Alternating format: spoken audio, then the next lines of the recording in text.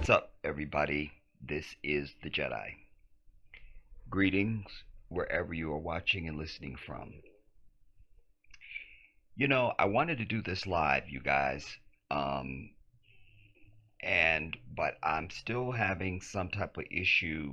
I'm not confident about my streaming as it relates to the sound balances. When I watched our last stream back, it was you know, but I still need to perfect some things.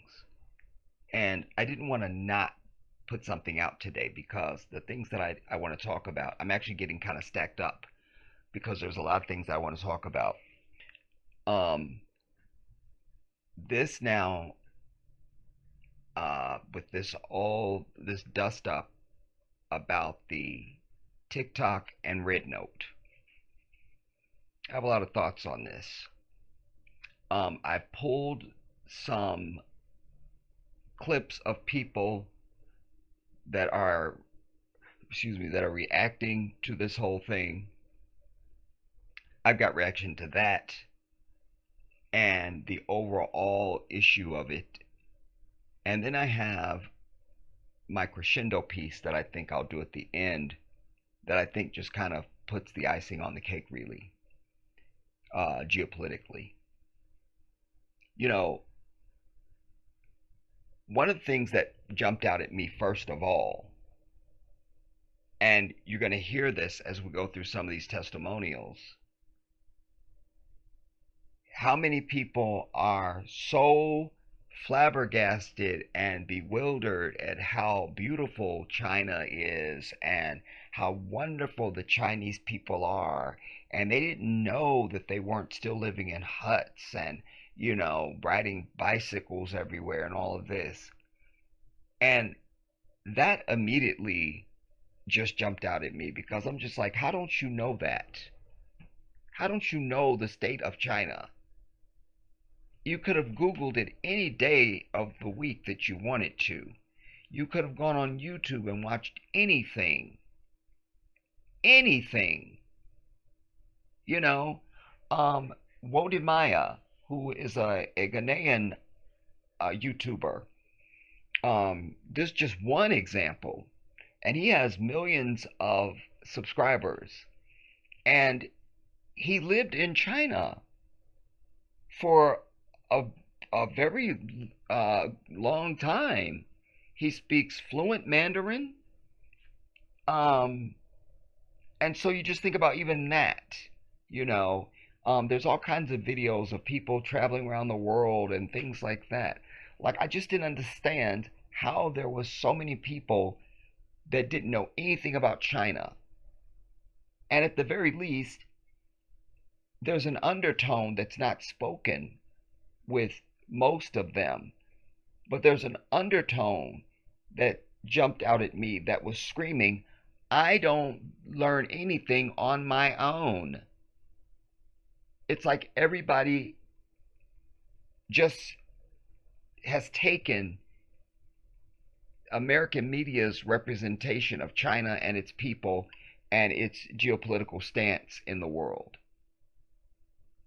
Like, what is that? What is that?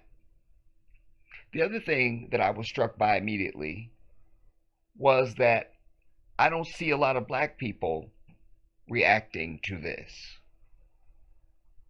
And I've looked at quite a few reactions and people reacting, and there's some of us sprinkled in, but it's not anything to say there was a balanced or even impressive showing, even. That this seems to be being spearheaded by white people, and then black people are just kind of jumping on the boat.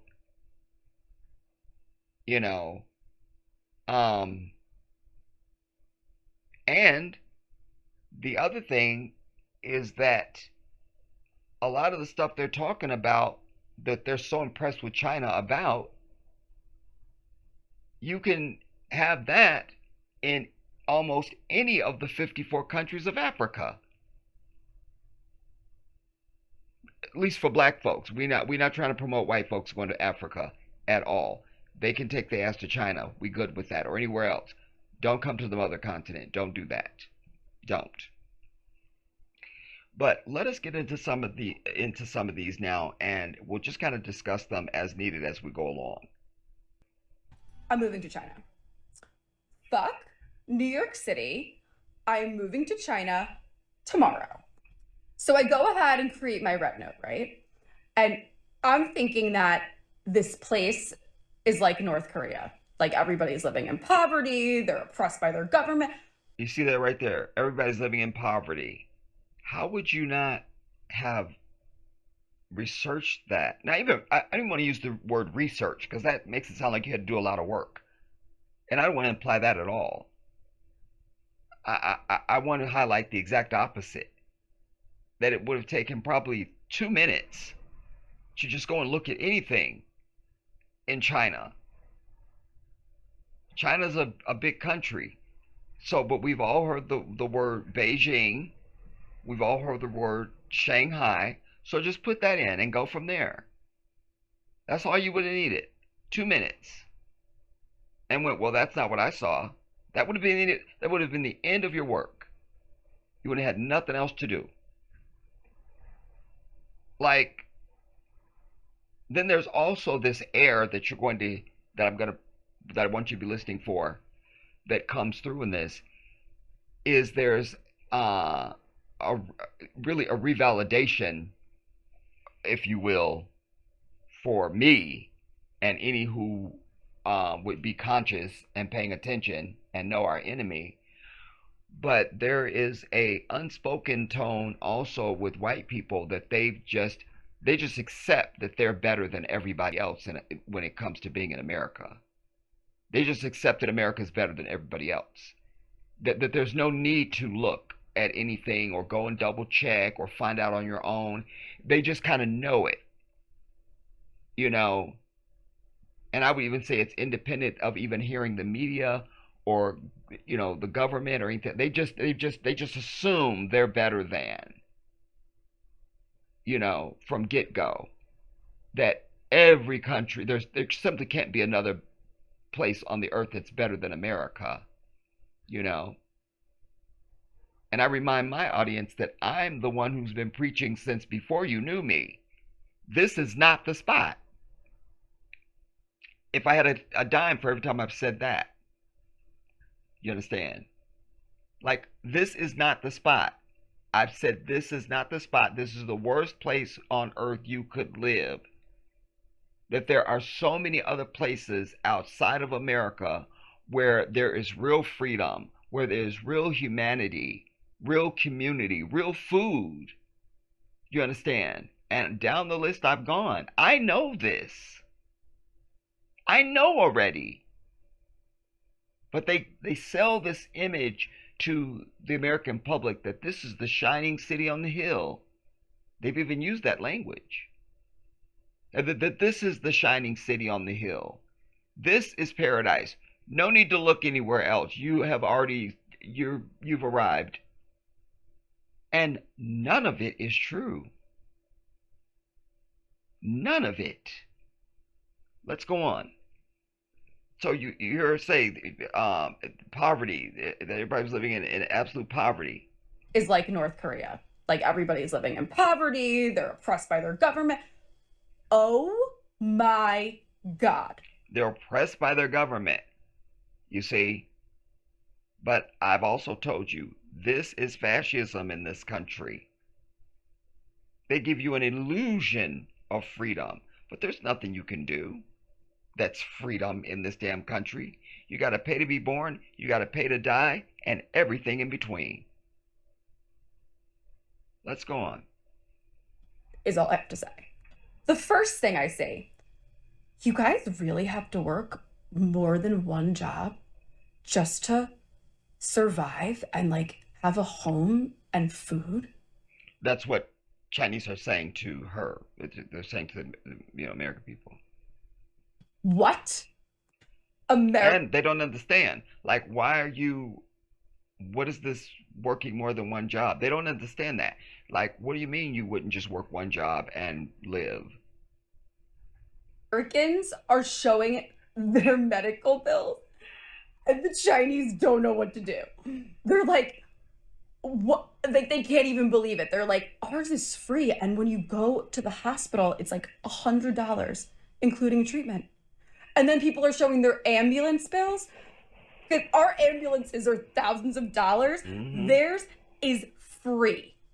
Free. And don't even get me started on the grocery hauls. These people go in these grocery haul. Like I've never even heard of that word here. Like we're just like, eating crackers to survive here to Mm-hmm. pay rent. Like they're hauling groceries that like would be worth like $1,000 here, but for them, it's like nothing.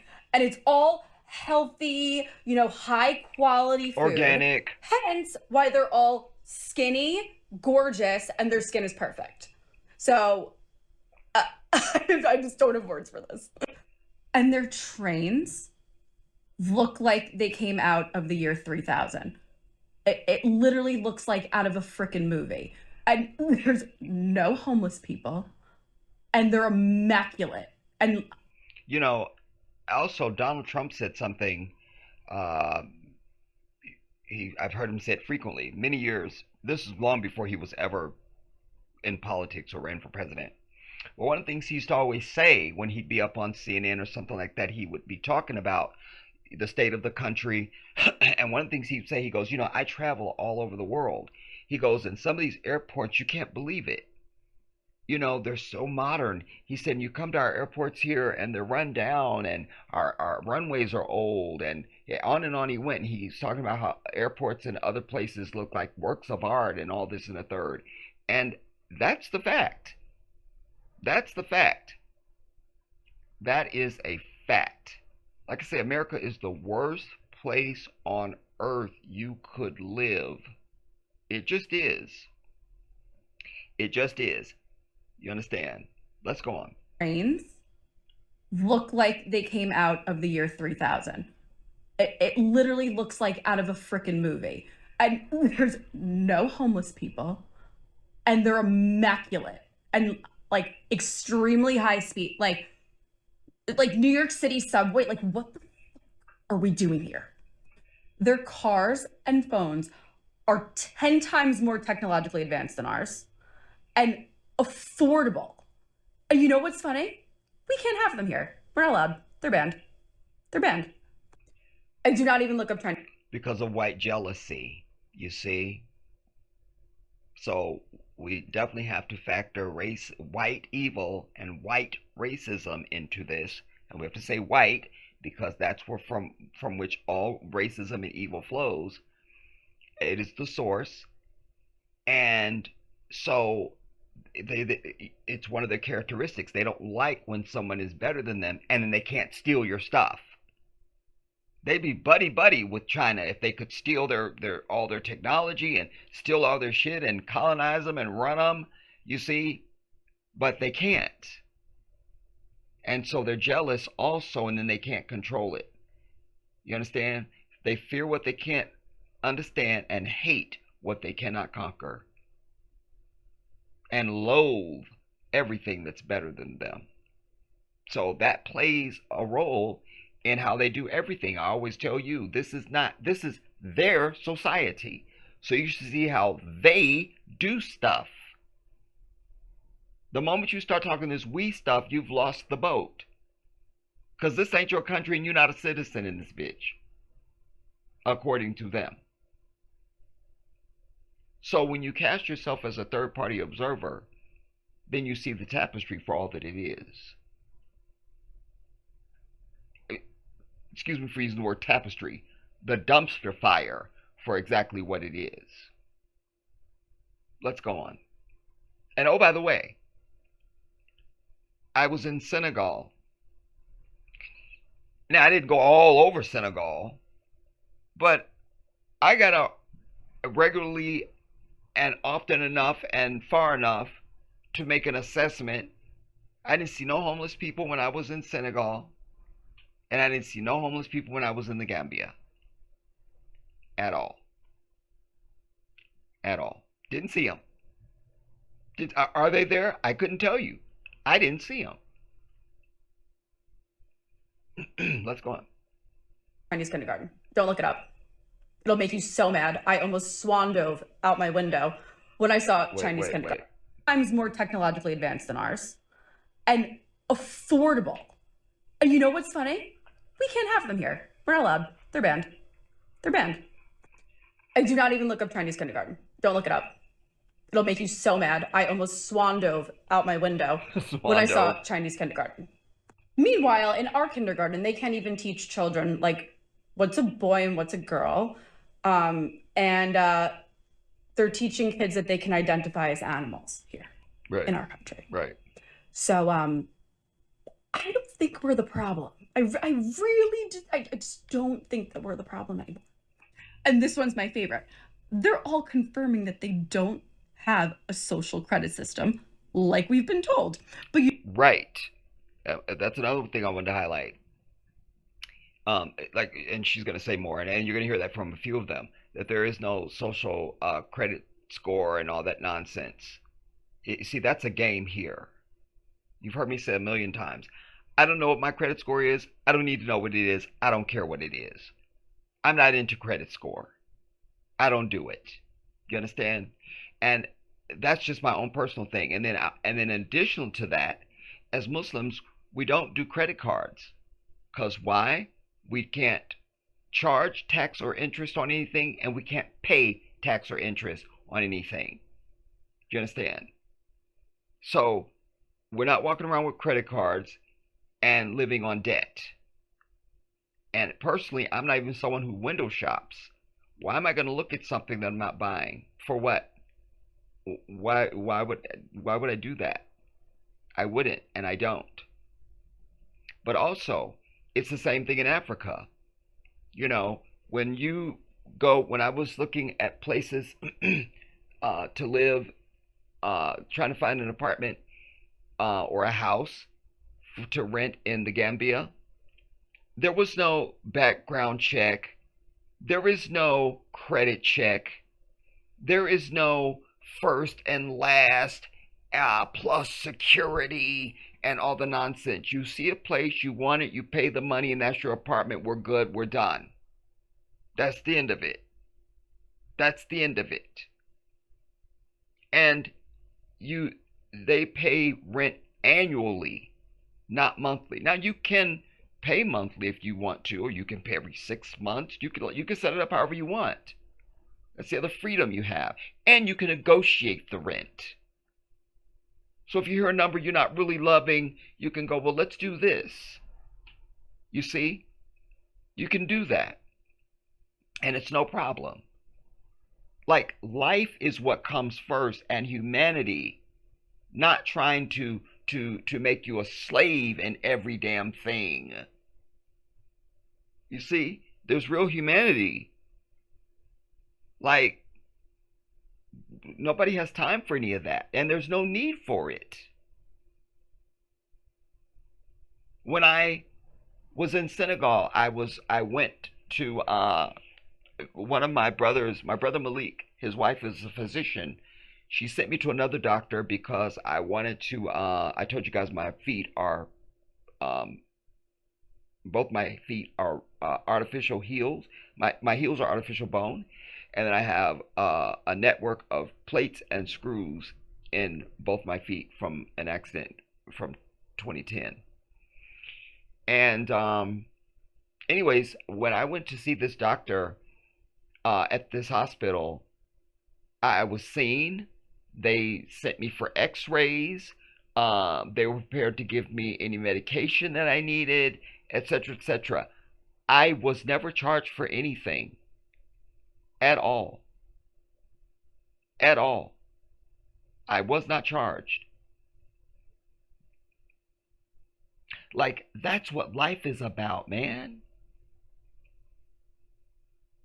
This is one of the reasons why there is so much evil and so much animus in the society in America. Because there's no time for humanity. There's no time for it. Everything is about work to live, or live to work, and not the other way around. It's just one big rat race. So, no, there is no credit system and all of that. And as she's articulating, it's the same thing in China. There's none of that. Let's go on. You know what we have over here is a credit score. We can barely do anything without it. So it's just almost like they're telling us that they have things that they don't, but we are the ones that actually have them. Right. And it's exactly the other way around. You see. And a little footnote, too, on the credit score issue, you guys. When I bought Princess back in 1999, that's my Honda. I call her Princess. When I bought my Princess in 1999, I hadn't made any big purchases in a very long time. I don't know when the last time I made a big purchase or anything, you know. And so when I was in the office and they were finalizing the sale of my car, um, they took me over to the other office across the lot, and there was an African guy in there that stood up when I walked in. He stood up to greet me and motioned for me to have a seat. My best friend Joseph was with me. And he said, "You can have any car you want on this lot." And I was like, okay, fine. But I didn't know he was saying this because of this damn credit score. Then he began to tell me what my credit score was. And so I realized, okay, that's something good, but I still didn't care. It's just I'm getting this Honda now. That's all that mattered to me. you know. And maybe I'm just old school, but I believe in just paying for what I want right now, and then I own it, and that's it. I'm done. It's one of the reasons why I never ever was interested in never even I was never ever interested in buying a house in America. And there's been times in my life when I could have pursued that, but I was never interested because of a basic principle to me. If I buy something and I own it, then that means I don't pay another red cent for it. And the moment you tell me I have anything else I got to pay for that, then that means I don't own it and I don't want it. I don't want it. I own my car. So if I don't want to ever drive it ever again, I don't need to pay for insurance anymore. But I don't need to pay anything else for my car. That's owning. So if I buy a house and I still got to pay taxes on the damn land and the damn house or some nonsense, then I don't own it. And so I don't want it. It's always been that simple for me. Let's go on. Interesting. So if you want to ruin your day and cry yourself to sleep every night and rethink your entire life and society and everything you've ever been told, go make a red note. Zhao Hongshu is pushing me to tears, and I'll explain why. For 25 years, I've thought that when people say, I was so happy I cried, they're exaggerating. I thought it was a myth. I didn't think it was real. I didn't think that you could cry from being happy. That jacked me up. I haven't seen all of these, but that jacked me up when I heard that. Because I often think, what is going on in people's mind during the course of a day or a week or their life? How are people even filling up their time?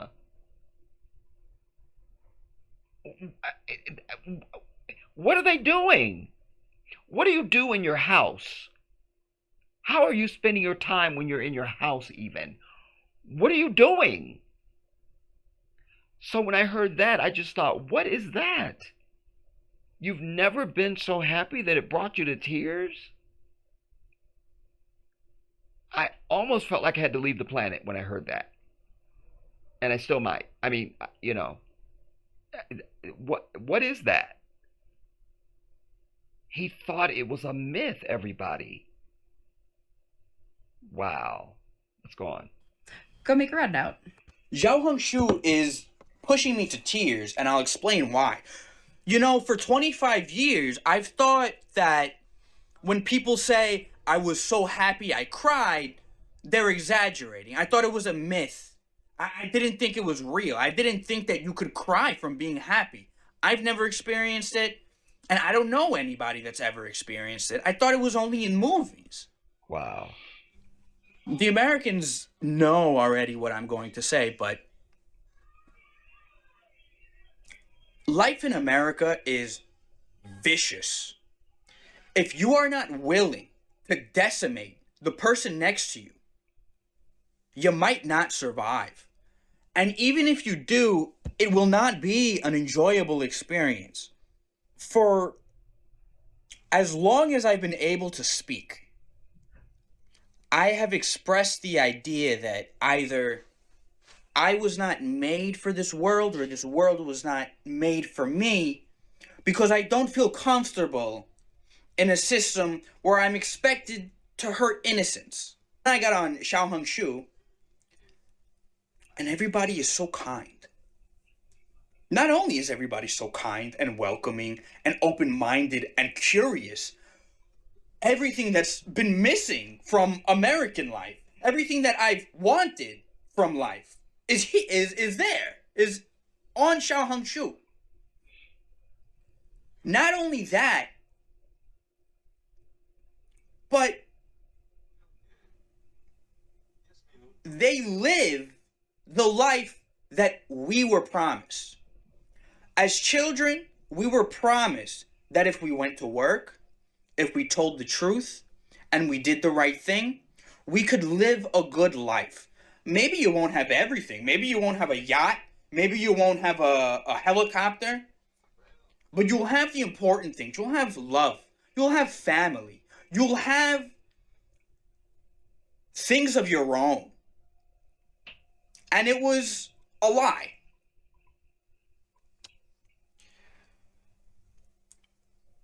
And getting back to what I said about happy tears, I had abandoned the idea that I could ever live a happy life.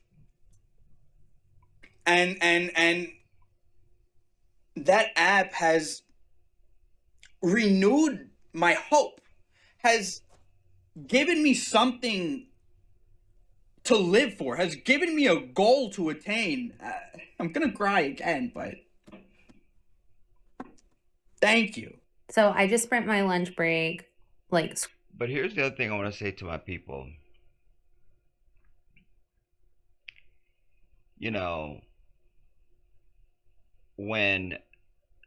back when I had my 23,000 subscriber channel, and even since that, when I was trying to get my people to go and move over to Black Junction TV, the brother named Yusef had started it, and it was pulling teeth to get people to move. It made me sick. And then on top of that, somewhere in one of these clips that I'm gonna bring you, I don't know if it's in this video or not, there's some brother that's threatening the end of the world if he loses his TikTok and all of it. And I just thought, that same nigga is only willing to run to Red Note because of white folks, because they made it popular, that we never can just self-motivate to do some shit on our own to support something that is ours, that's about us. Even when I spoke with the brother Yusef from Black Junction TV, I made it very clear to him. I put him through the paces. Are you going to keep this black? Because if not, then there's no need for us to do this. Either it's ours or it's not. Because I'm not here for no folks that don't know how to be unapologetically black. I'm just not here for it. We need to learn how to get some shit of our own and close the door behind us and put a do not disturb notice on the door. Period. So that made me furious as well. Just that now here's an opportunity for us to do something and we won't do it. We won't do it. Wow. Let's go on. Scrolling through Red Note, and someone had posted, you know, like, for all of my Chinese friends, what questions do you have for us Americans? Let me see how long is hers. And I'm just blown away by how we are perceived as being this incredible, wealthy country. People are like, I'm floored right now. I'm absolutely floored. People asking, are you really not allowed to have an abortion? Is there really gun violence every single day? Like, I've heard about it, but I don't know. Oh my gosh, that's so scary. Like, why can't you guys afford food? We're told that a one-person salary can easily sustain a family of 4 in a large house. And we're like, nah, like, we can barely afford to eat right now. Like, what? And then I come back over to TikTok and I'm watching all of these bullshit videos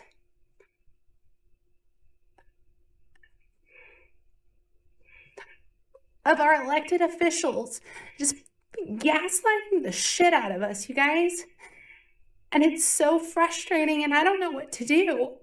That's the other element that I'm saying. So many people really are just shocked and amazed that the government don't give a damn about them. Like, if you didn't know that already, then you really are devastated at this time. If you really thought the government gave a fuck about you, then I'm so sorry for this rude awakening that you're having now. Wow. Of course they don't give a damn about you. The only thing they give a damn about is fucking Israel. That's it. That's it. That's first of all.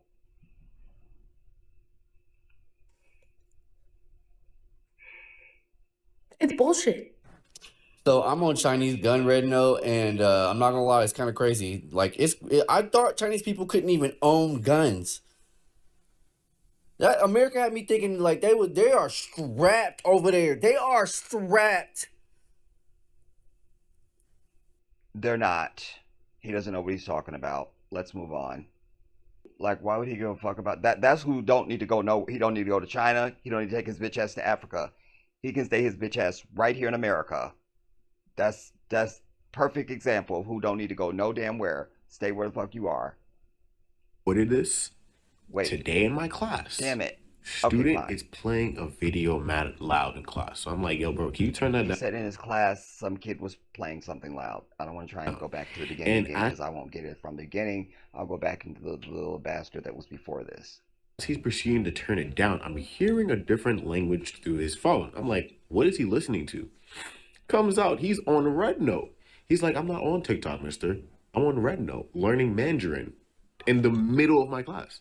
So I'm like, yo, bro, say good morning. How are you doing in Mandarin? He full out said it, and it was correct too. Like we went on Google. We went on Google Translate, fully perfect. Yo, American government. y'all really found yourself in an F around and found out moment. If you have kids under the age of 18 willing to learn a whole different language, Right. just to show y'all how truly powerful we are. Yeah, if you have any meta stock, You know, and here's the thing too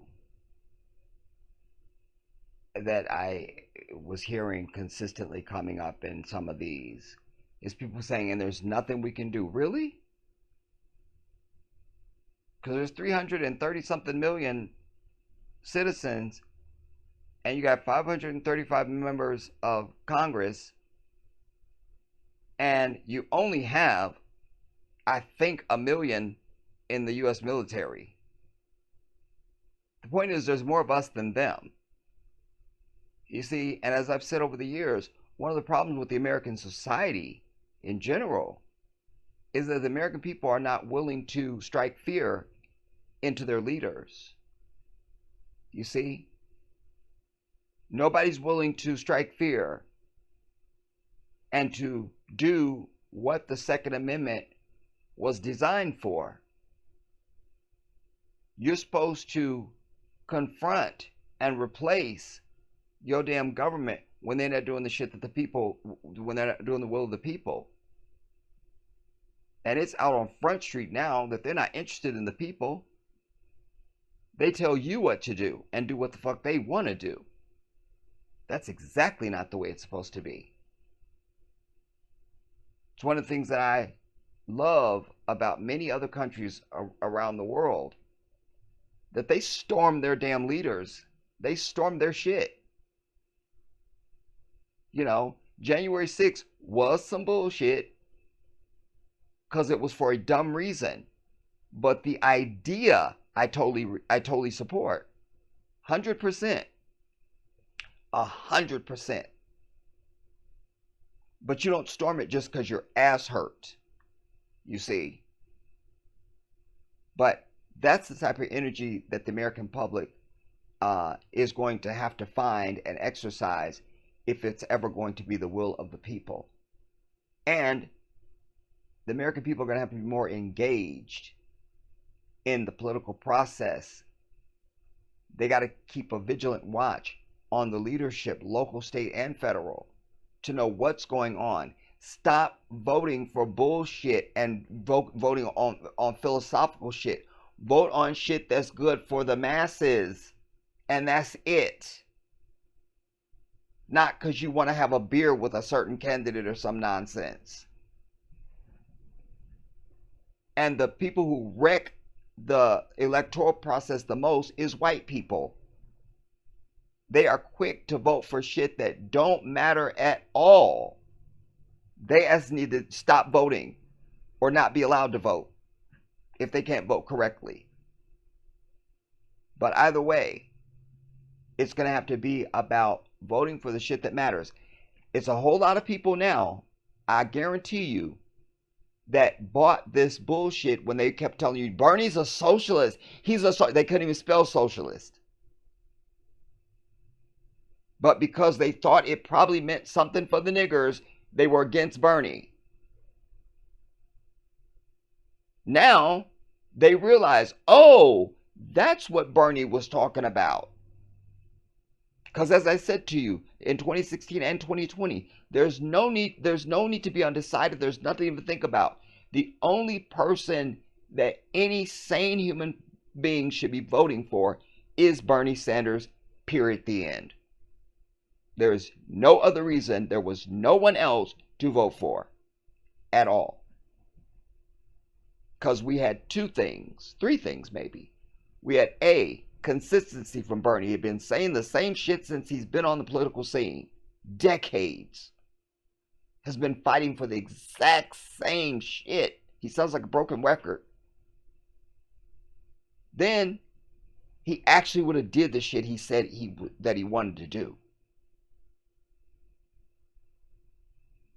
That's it. But you had, in 2016, you had bitches, I'm with her and all the bullshit. When she had the worst record, the biggest liar, and all this nonsense. You had women, mostly white bitches, that just wanted to vote for Hillary just because they wanted a woman. But it was also mostly white women because here we had gotten a black president.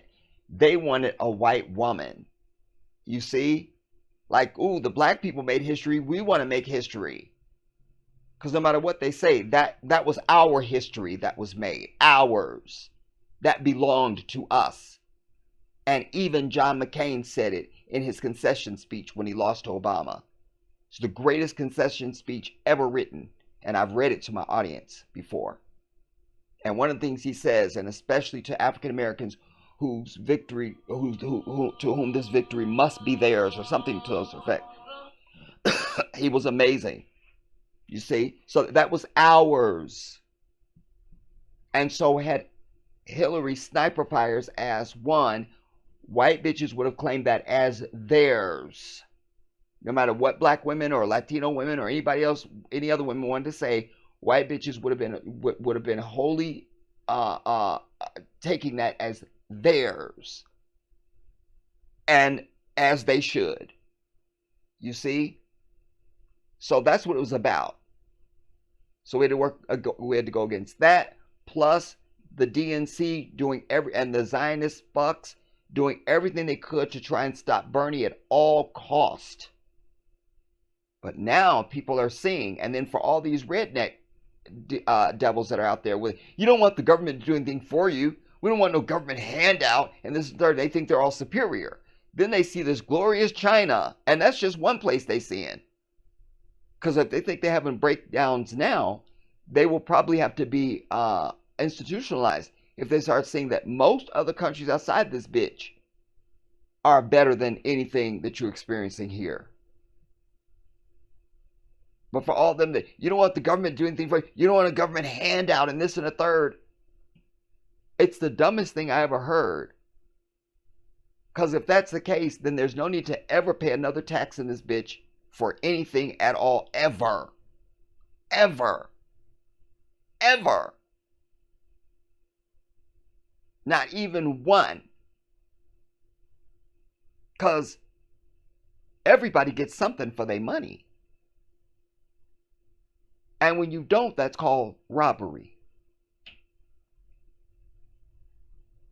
You and 10 other people chip in.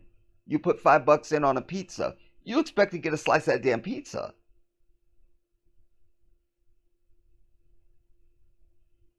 So I never understood that. But they have been brainwashed because they're just the most gullible damn people ever that have existed.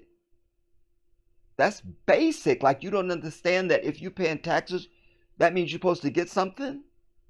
The whole reason why your government is there is to do the stuff that you want.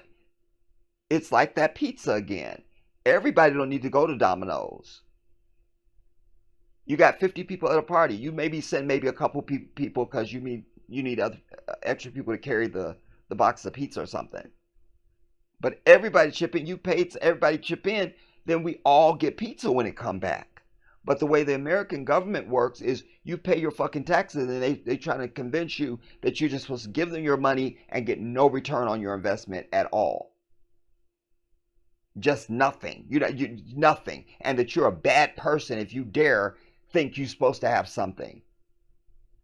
Yes, if I'm homeless, goddammit, I'm supposed to get a free house. I'm supposed to get food and clothing and be taken care of until I get on my feet. I'm supposed to. Damn it. You understand? And anything else that happens. Yes, there should be a basic universal income in this bitch that Bernie Sanders wanted, by the way.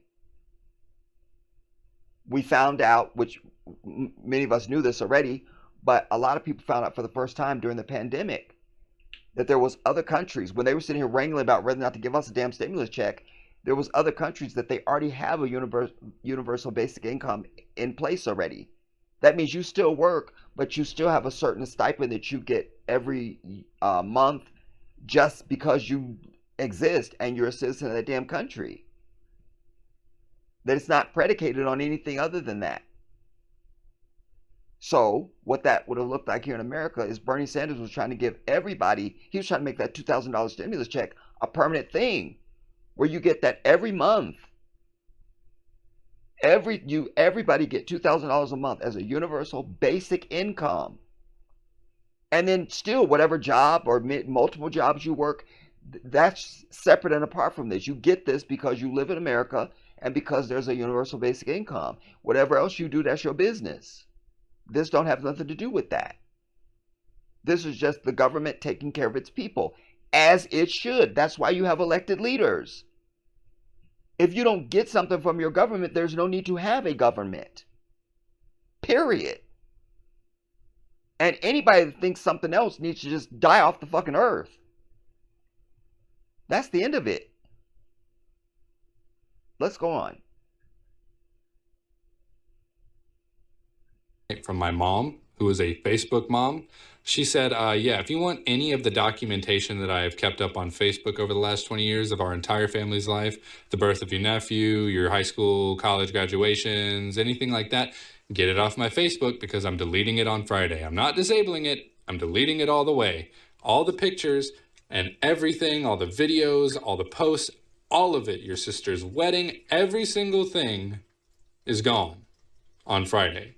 Because that's how fed up my mom, who is a little bit of a local celebrity on Facebook around these parts, is with Facebook. They're so fed up that I did not even tell her about Xiao Hongshu. She downloaded that on her own and asked me if I had an account. They're not going to Meta, Mark. They're not. They were already there. Surprise. The user overlap with Meta and TikTok is a fucking circle. So they're just going to leave your platform for hurting their ability to scroll on their favorite app. There's your insider info. Dump all your meta stock because the Facebook moms are fucking leaving, dude. The core audience of Facebook is leaving. They're burning their photo albums. They don't care. Gone. Get out now. Yo, the government think we pussy? Nah. Oh, this is the dude.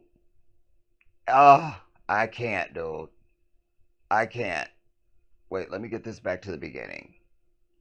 Yo, the government think we pussy? Nah. All jokes aside, the government think we pussy or some shit? What you mean? Y'all don't like TikTok, so no more TikTok. Who the fuck is y'all niggas? You telling me January 19th at 12 o'clock TikTok not gonna be on my phone? Are you good? I'm not jacking it. I don't believe that shit, bro. I'm not gonna lie. I'm not even in denial. I just know they not about that, bro. They not finna take this shit, bro. You know who we got young niggas. You thought them white people that ran up in the Capitol in January of last year was crazy? Don't even worry about it. We got young niggas and shiesties. We got the shiesty boys. Talking about it's a national security threat coming from outside the country. Oh, you want a national security threat in the country? Take TikTok off my phone. Take TikTok off niggas' phones. You gonna see a beamer flying into the White House. I scroll on TikTok before I go to sleep. I scroll on TikTok when I wake up. I scroll on TikTok while I'm driving. What the fuck you want me to do if you take y'all think we Vaughn? You see, this is a perfect example. Like, this is someone who has nothing above the shoulders at all but empty, dead air. I mean, this is an app, but it tells me volumes about his character and his intellect. It's all here. It's all here. And that's somebody who is completely useless to our people. Self-absorbed, not reflective, still wandering in the wilderness, definitely not conscious.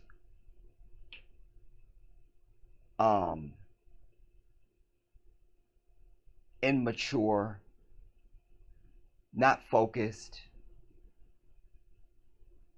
buys into all the propaganda, no self-restraint, no self-control, no self-discipline. I could just keep going, dude. That's just a shit stain. That's a shit stain. That's it. I scroll TikTok when I wake up. I scroll TikTok when I go to sleep. I mean, just, this is somebody who probably has several babies' mama and still live at home with his mama. You understand what I'm telling you? I mean, it just, we have enough trash like this floating around our culture that just definitely needs to be taken out and put on the fucking street. Let's go on. You know who we got young niggas. You thought them white people that ran up in the Capitol in January of last year was crazy? Don't even worry about it. We got young niggas and shiesties. We got the shiesty boys. Talking about it's a national security threat coming from outside the country. Oh, you want a national security threat in the country? Take TikTok off my phone. But he wasn't ready to, I'm sure he wasn't this passionate about any, progress for our people. So he wasn't willing to put this energy out there for George Floyd, Trayvon Martin, Mike Brown, Vondet Myers, Alton Sterling. I'll just keep on going.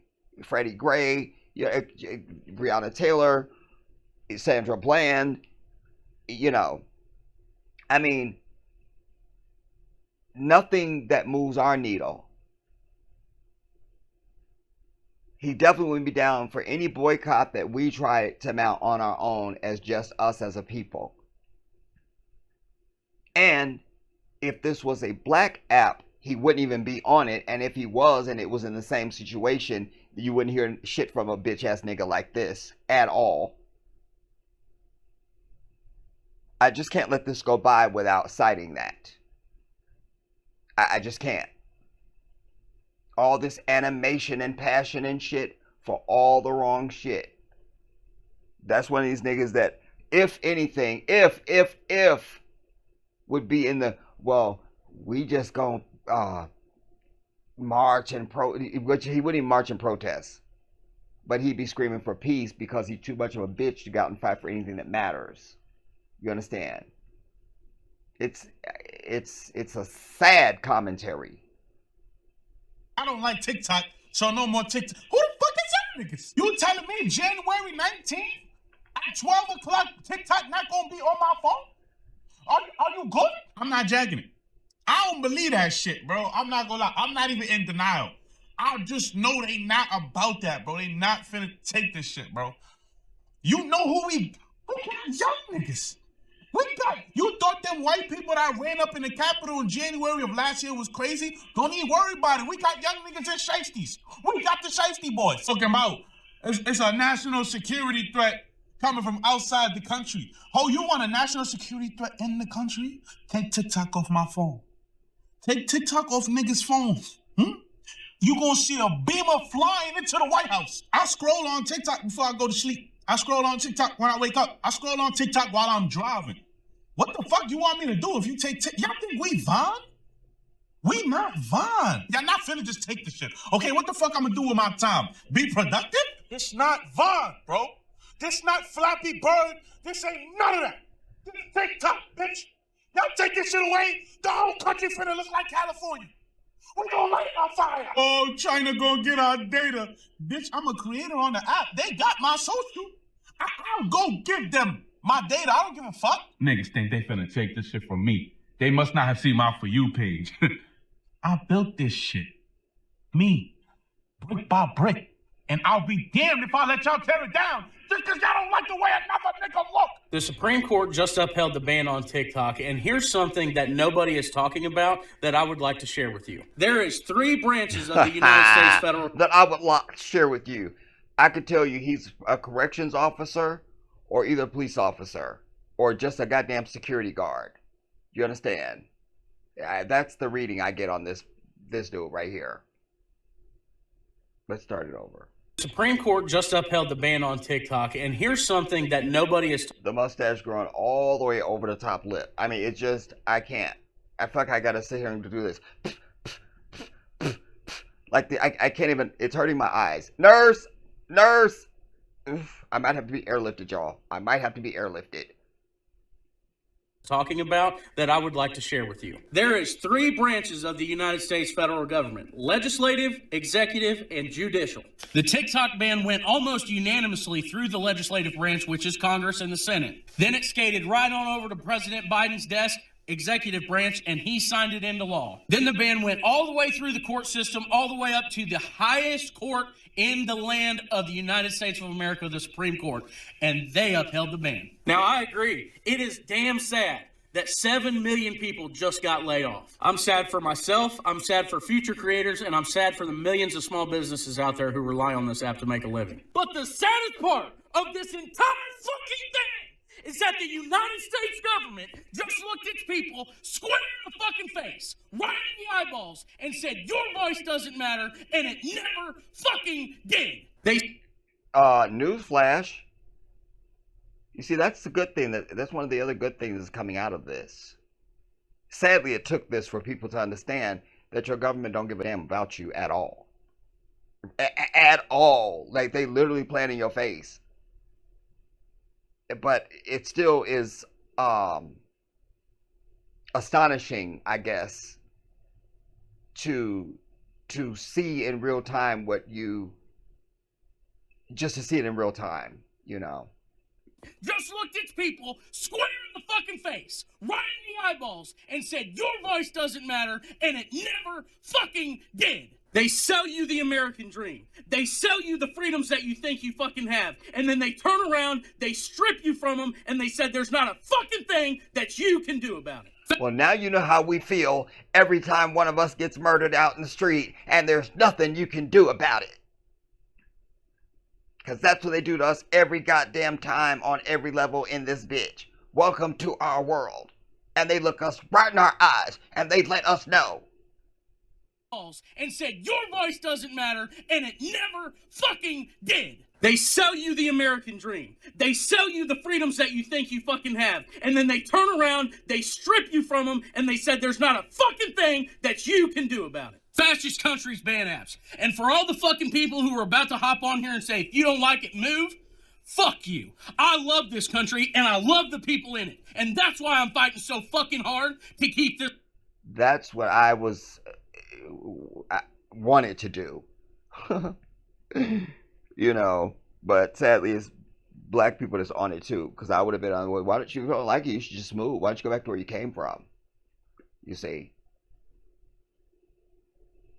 And for all the fucking people who are about to hop on here and say, if you don't like it, move, fuck you. I love this country, and I love the people in it. And that's why I'm fighting so fucking hard to keep this motherfucker free. In 2 years, vote your fucking ass off. Democracy and the American dream has just fallen. It's up to you and me to take it fucking back. Now it fell. Democracy and the American dream, now it's fallen, everybody. Not before. Not before. Not before. Now it's fallen. Now it's fallen. Post on the Red Note app that said, I'm American, ask me anything. So they started asking us about our healthcare system, having insurance, how much money we have to pay for like medical bills and whatever. And after long conversation of going back and forth with the Chinese people on the app, we explained to them that sometimes having high medical debt coupled with like other debts can lead people to being homeless. And they did not understand why. And so we had to explain to them how things affect your credit and what collections companies are. Tell me why. They didn't understand what a collections company was, first off. Like, I guess that's not a thing in China. Right. But when one of the Chinese guys who was like responding to our comments was asking about collections companies, the only words that he could understand it as in China, when we had to translate his comments from Chinese or Mandarin to English, he was calling collection companies robbers and gangsters. I love it. That's the only thing that he could think to just... Robbers and gangsters. Tell me if we're in the bad place. Tell me right now. I need to know. Yes, we're in the sunken if place. I was the United States government, I would feel a little mortified right now that by trying to ban a kids app with illegitimate claims made by obviously greedy, obviously corrupt politicians who have literally been paid out within public documents that we can access, like clearly they have been paid to execute this ban. In the effort to do that so that they can make money on Metastock when it rises after they force us off this app and onto that one, I just know they're like, oh fuck, because they just accidentally did more for the international relations between America and China than they have actually accomplished in literally the existence of the United States government, because they pushed their people into Red Note. And everyone there is like, oh, wait. I kind of fuck with you, and a language barrier is not that hard. And you guys honestly seem really chill. And will you please tell me more about your culture? And wait, teach me how to say that bad word? Like, we're literally in middle school again. We're literally making friends again. They have worked so hard to break us into these echo chambers of dangerous, misinformed ideologies around which we've been told to structure our identities and worldviews. They forced us into a completely new place with an entirely different culture. Bro, I would be so embarrassed if that was me. Like, there's literally nothing better in the prevention of a war between America and China than all of us being friends on fucking Red Note. That's a very good point. It's a very good point. Makes it hard for them to continue to demonize China and to beat the war drums when people see exactly who the fuck they are. You know, it's always they want to dehumanize their target first, and then you think that's all fine, you know. And let us be very clear, this whole TikTok thing is definitely, you can draw a direct line from this to the stinking Zionists of Israel.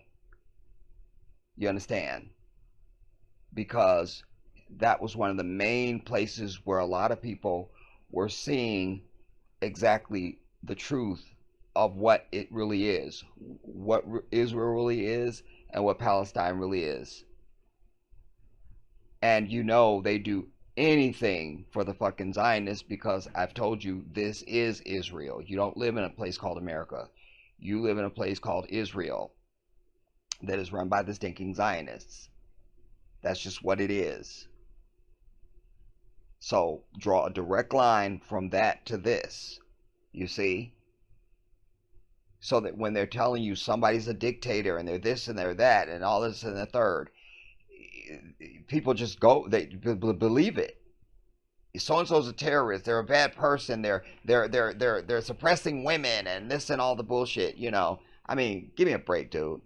You know, meanwhile they're trying to bog you down with this gay bullshit and all shit in the world that don't matter to humanity at all. You know, that has no connection to humanity or anything like that, and just give you some artificial feeling that somehow you're better than some other people, and you're exactly not. You're exactly not. Let's go on. How are you going to make money off the weapons manufacturers now? They'll figure it out, trust, but no, whenever the next thing comes down about what China is doing, that is why. It's because they want to kill people and make money on weapons. That's it. SCOTUS really screwed themselves with this whole potential TikTok ban, and I have proof. I tried to tell my 14-year-old like what's going on in the news, especially politically right now. He did not care yesterday morning when I told him this is what's happening, TikTok might get banned. He was like, haha, you can't spend any time wasted on that app anymore, blah, blah, blah. Then I picked him up from school. Y'all, when I say Red Note app is the new Skibbity toilet, I'm not even joking. He told me everyone at school has downloaded it. He's in 9th grade.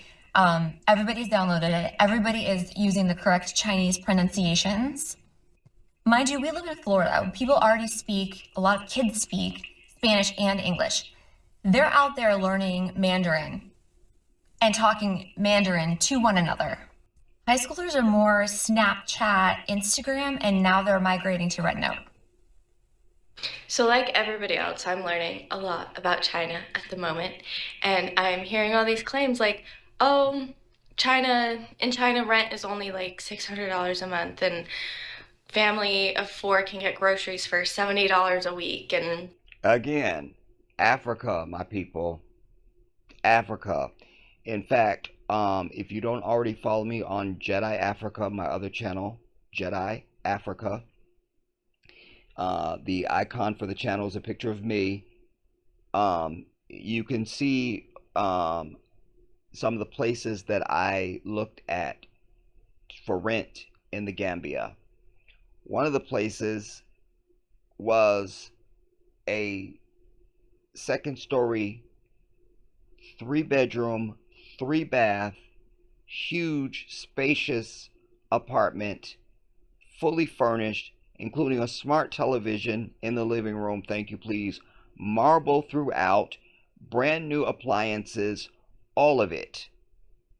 There was a balcony off the front bedroom and a balcony off of the living room.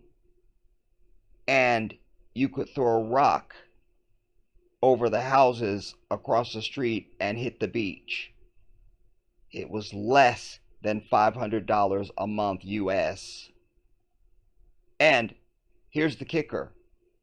That's considered to be the Beverly Hills area of the Gambia. Then there was places that I looked at that weren't the Beverly Hills of the Gambia that were just as nice and way cheaper. You understand? So, and don't let me get started on the food.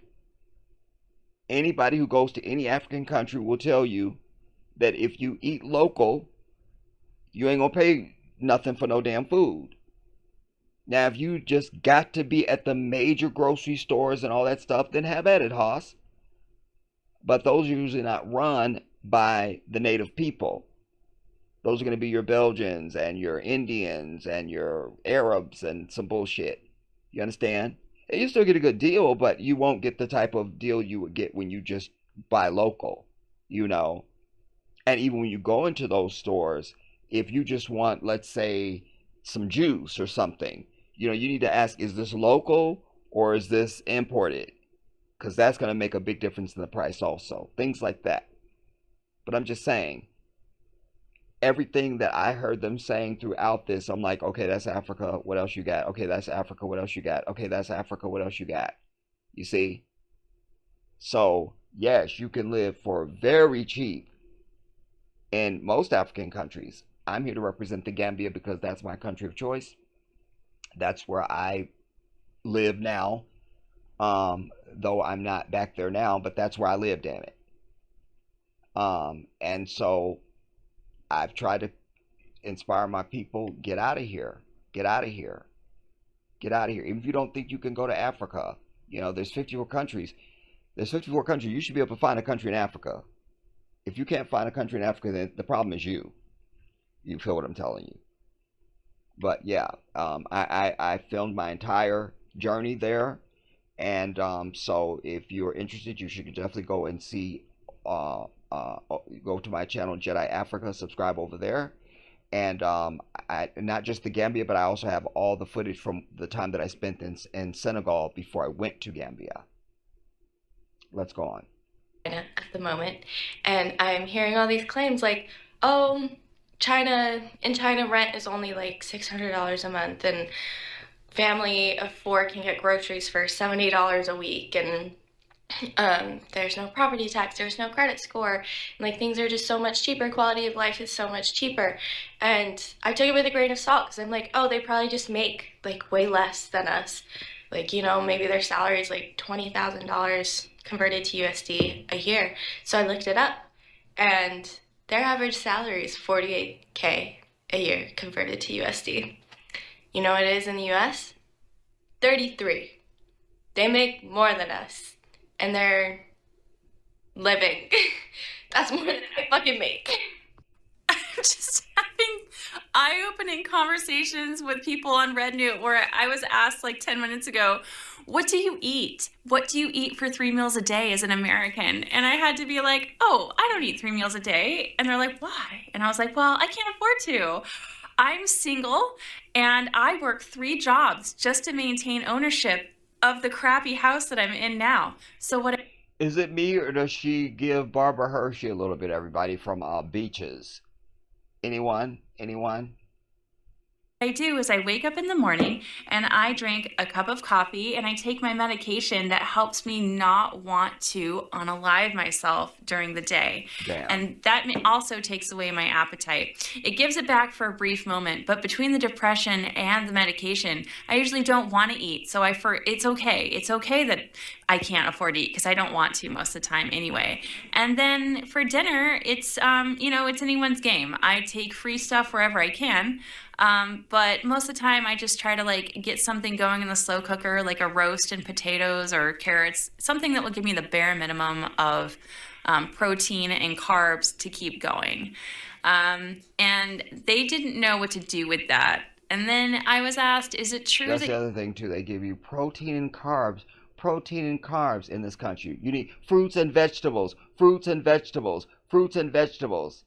Not this protein and carbs bullshit. Let's be over that, everybody. Let's be over that right now. Put that down. Put it down.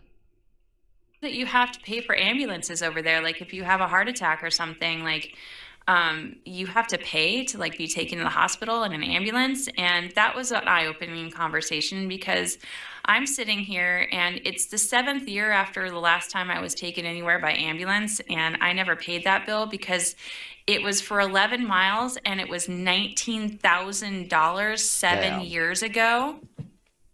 Damn.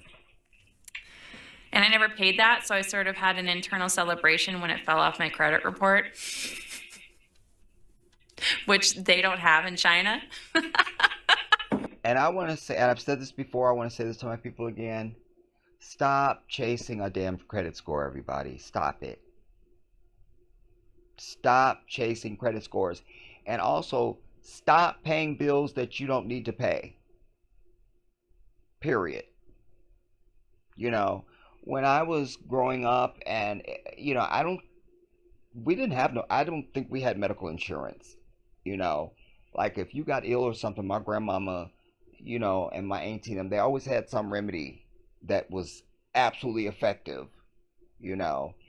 And it wasn't until my dad had stopped doing entertainment and then he started working for Rockwell International building the space shuttle that that's the first time I felt like, oh, you know, because then I knew we had medical insurance then because I just remember that being a thing or something like that. But what I'm trying to say is that when I got on my own and just start living my life as an adult, you know, I didn't have no medical insurance, you know, and if I needed to go to the doctor or the hospital or something like that, I went, but I wasn't paying no bills. I always had a policy. I'm not paying that. I'm not paying it. I'm not paying it. I'm not paying it. And I never did. I don't pay those bills, dude. I mean, I have insurance now, but it was a policy. Like, I'm not paying that. I'm not paying it. I don't need to. And so I didn't. And it kills me when I see people, we're just going broke over medical bills. I'm just thinking, don't pay it. Why are you paying it? It's a medical bill. Why would you pay that? You know. So don't pay stuff that you don't need to pay. Don't do it. Don't. And stop falling for this whole credit system nonsense. You understand what I'm telling you? Stop it. Be over a damn credit score. Forget about it.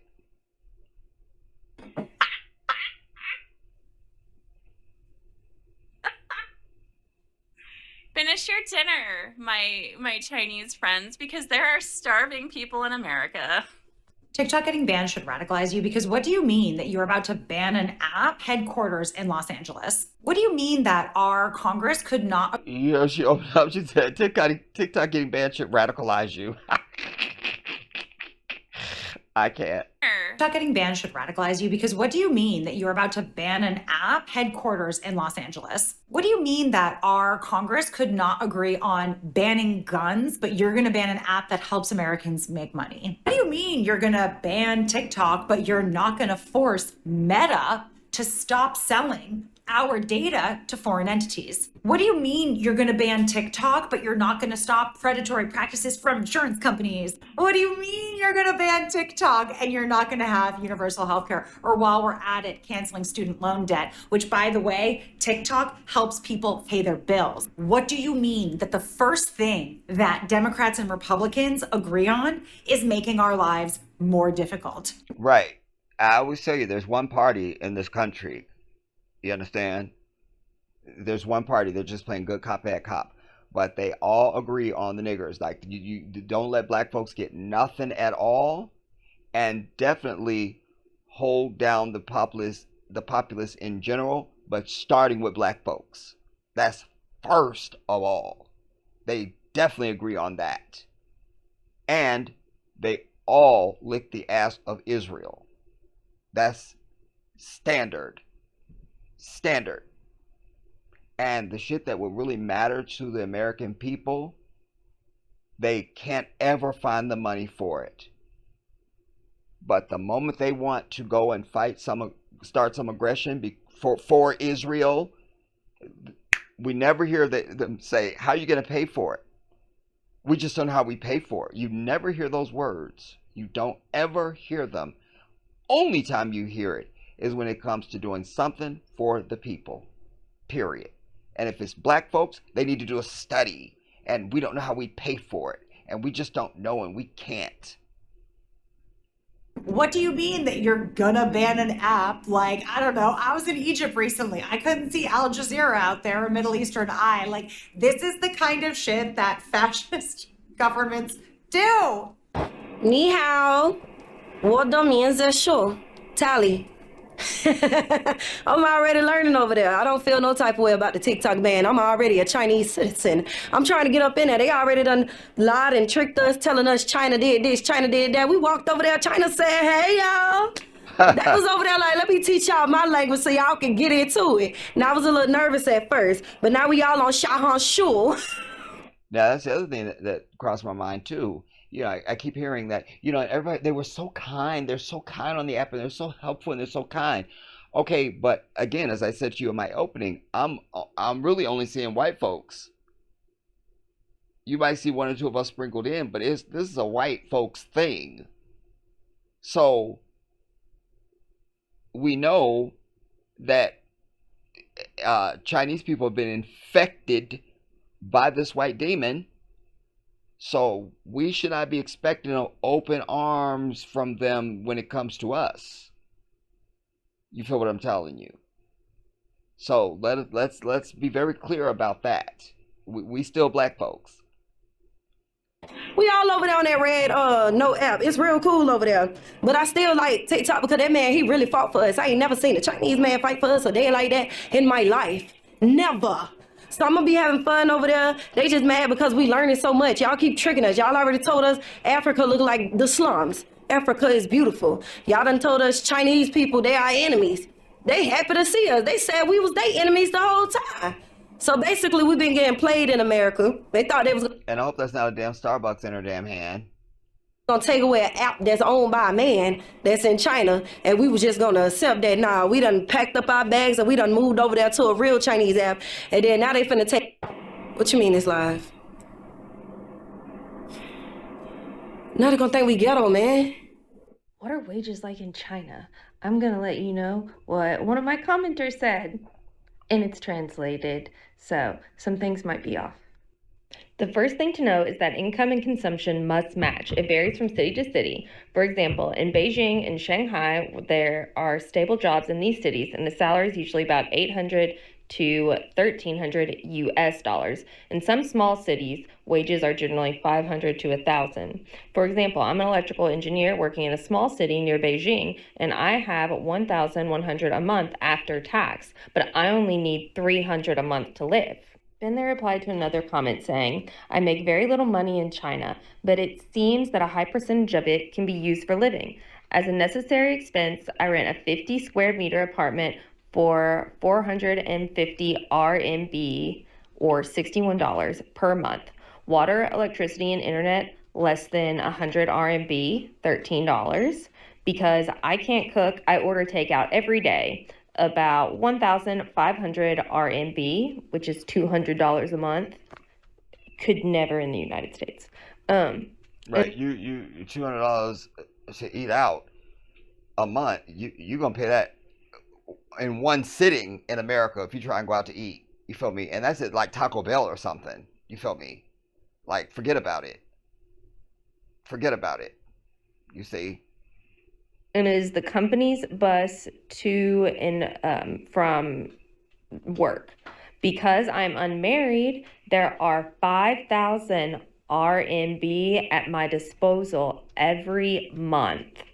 Let me math that real quick. That's $682 in US dollars.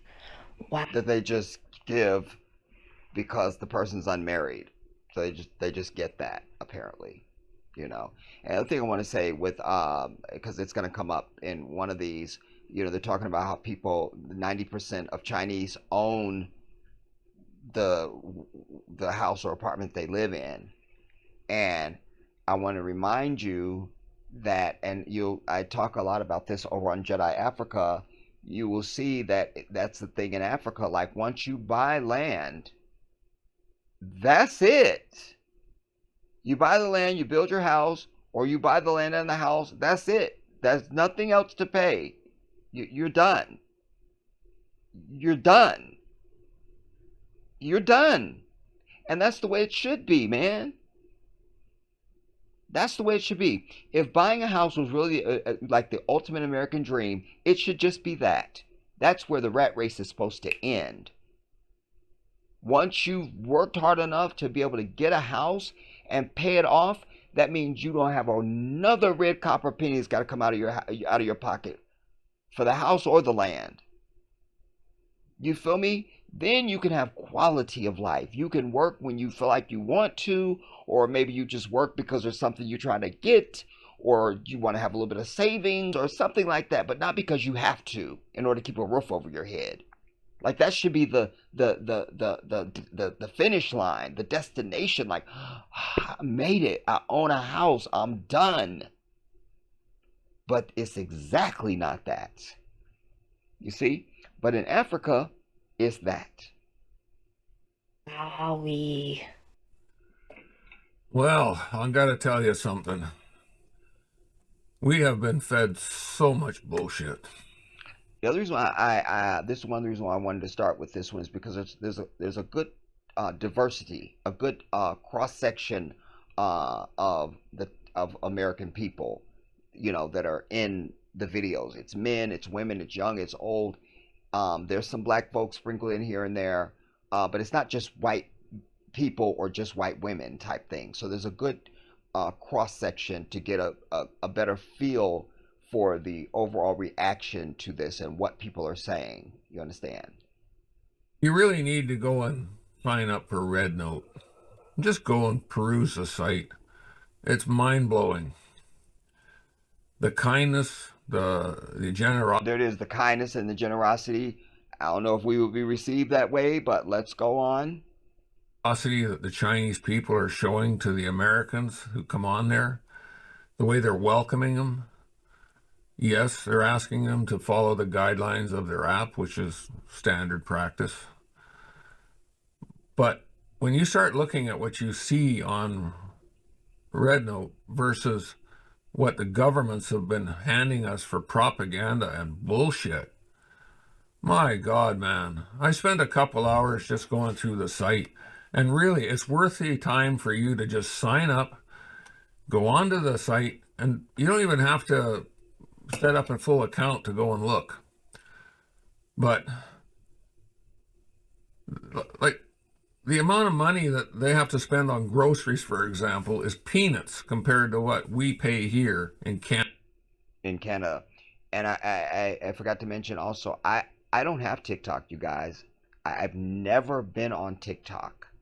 You can't live in this country and not know what TikTok is, or at least have heard about it if you're online. But I've never been on TikTok. I've never visited it, and I've never been on TikTok. I've never been on TikTok. I see videos from TikTok, like on X and different places, but I've never been on TikTok, and I did sign up on a red note last evening because I needed to know the subject matter, you know. So I needed to go to the app and see what is there. Are they are there black folks there? Are they black friendly, so to speak? Like, you know, and what type of stuff was there? And you know, it was all good. You know, it was all good. Canada, and I'm sure the same in the U.S. Also, if you go there, you know, it's all in Mandarin. I did hear somewhere in my preparation for this that they are doing stuff to bring on, I don't know, so to be in English or something like that. But in the meantime, usually your phone, you know how you have the three things at the bottom? You have the arrow, the dot, and then the bars or whatever. You just press the dot. Most phones, it'll throw up a thing to give you the option to translate, and then you put in what language and all that kind of stuff. You should be able to do that. If you don't know how to do it, then you could probably just watch a YouTube video for your particular phone and find out how to do it. But when you go there, like I say, it is in Mandarin, and so, you know, there's some stuff that was in English, but, you know, even a lot of the instructions and stuff when you're signing up, you need to do this because you won't know what it is because it's in Mandarin. So just be advised, you know. Have been handing us for propaganda and bullshit. My God, man. I spent a couple hours just going through the site, and really, it's worth the time for you to just sign up, go onto the site, and you don't even have to set up a full account to go and look. But like, the amount of money that they have to spend on groceries, for example, is peanuts compared to what we pay here in Canada, and I'm sure the same in the US. It's like night and day. Their world there is so much better than the way they portray it. Yeah. They're not a repressed people. They're intelligent. They're not what they try and tell us, that they are evil. China, China, China is. And I have to interject this. I won't show it in this video because it's not. It's germane to what we're talking about, but I don't want to go through all the trouble. I can just tell you it. You know, one of the things I came across in preparing for this was about their schools in China. You know, and you know, we all know that the Chinese are highly educated people. Like that's a given. But don't you understand? Their middle school, one of their schools, a middle school, dude. It looks so advanced. You're like, if I just showed you that and to go, what you think that is? What you think it is? What you think it is? You wouldn't know. I go, that's a middle school. You'd be like, get out of here. It's a middle school. But I was also stricken by, in a middle school, they had a flight simulator for aviation. Do you understand? Like, you walk into the classroom and there's a whole flight simulator in there. I didn't want to get into their science labs and their robotics labs, and I mean, these are little kids, and this is the type of stuff they're learning. Not astonishing to me, because what have I preached to my people? I've said, stop thinking that our children are too young to learn stuff. I hate when I hear people say, you know, you should teach them such that. Oh, but they're too young right now. No, it's a new mind. It's a new mind. You can teach a child anything. And the analogy I always give is I say, okay, 3 kids are born right now. One's born in America. One's born in Spain or Venezuela. Well, we'll go with Spain. And one is born in China. 3 kids born right now. And in 1 year, we're going to visit all the kids. In 1 year, we go back. That kid in America is speaking English. The kid in Spain, born on the same day and time as the kid in America, is speaking fluent Spanish. The kid in China is speaking fluent Mandarin. The point is, how are you going to tell me that you can't teach your child even a second language when they're first born? You want a rocket scientist? You start teaching them that from birth. Well, they ain't started school yet. What are you waiting for? They don't need to start school. It's a new mind. Kids can learn anything. And I've said, as a people, we need to start dictating what our children are going to be because it's good for the culture. And start setting expectations. Don't just let them, well, I'm going to wait and see what they want to be in life. No, we've had too many generations of that. And look where that's gotten us. You want something you never had, you got to do shit you never did. And so this is what we need to do. We need to start defining what is education for us as a culture and pursue that in how we raise our children and how we see and what we determine is education for our children. Kids can learn anything. Anything. You want a doctor? Damn it, start at birth. You want a lawyer? Start at birth. When you see these kids that they hold up to you, this is a prodigy. So-and-so's a prodigy. No. Every child can be a prodigy. Every single child born from a woman can be a prodigy. It's just that the parents tapped into understanding that that child doesn't have any limitations when they're born. It's a brand new mind. The older you get, the harder it is for you to learn stuff. Because you're not brand new no more. It's kind of like you start writing on a pad. It's a fresh piece of paper. But at some point, damn it, I'm running out of room. You can't write no more. You can't write nothing else on a piece of paper. It's full. But nobody ever sees a blank piece of paper and go, well, I can't write on it. It's there because there's nothing there. So I can't write anything on it. There's nothing there. No. So let that sink in and think about that. You understand?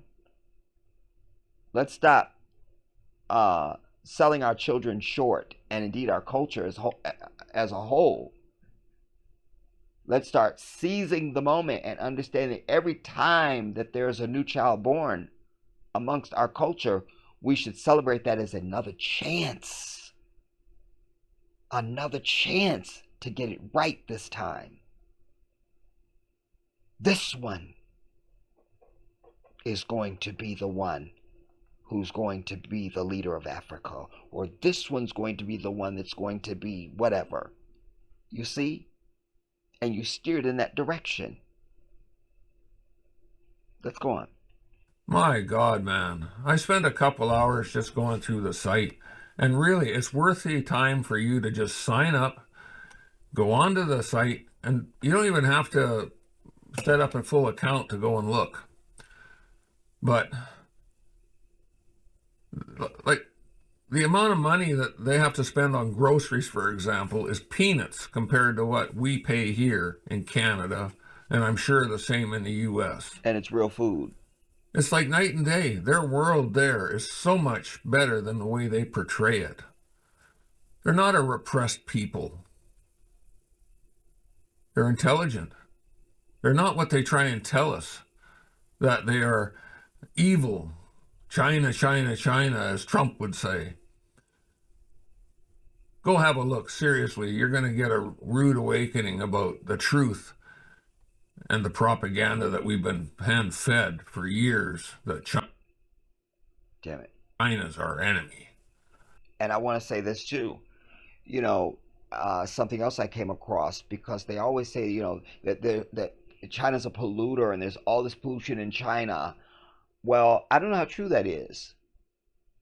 Because one of the things I learned is that a lot of the cities that we've seen they're built on mountains, everybody. It's a weird thing. I'll have to do a piece to make my point to show you. But so these are these like when you live in the mountains, like you get these layers of fog and stuff that come through just because you're at a higher elevation and things like that. And so a lot of times what we're seeing is that it's not pollution. It's where I hope you understand what I'm trying to say. Let me shut up. Go on. Anyways, just it's more lies that have been sold about China. Let's go on. They're not our enemy.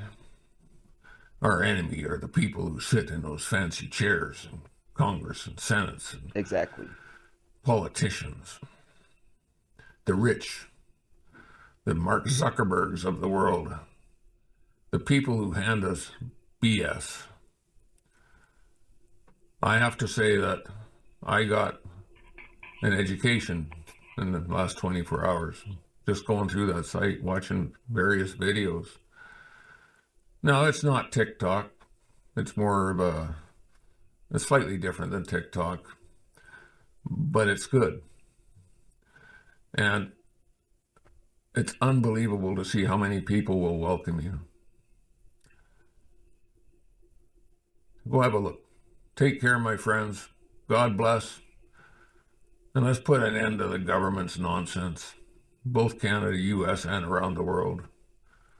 China is not an evil place.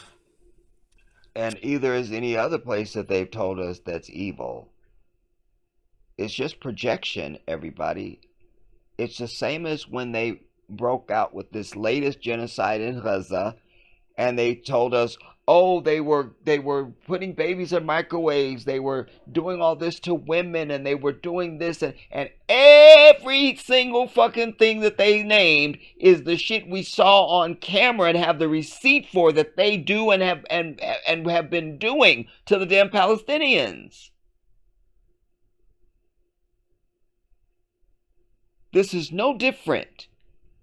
So when they tell you someplace else is evil, you are standing in the fucking seat of evil. Damn.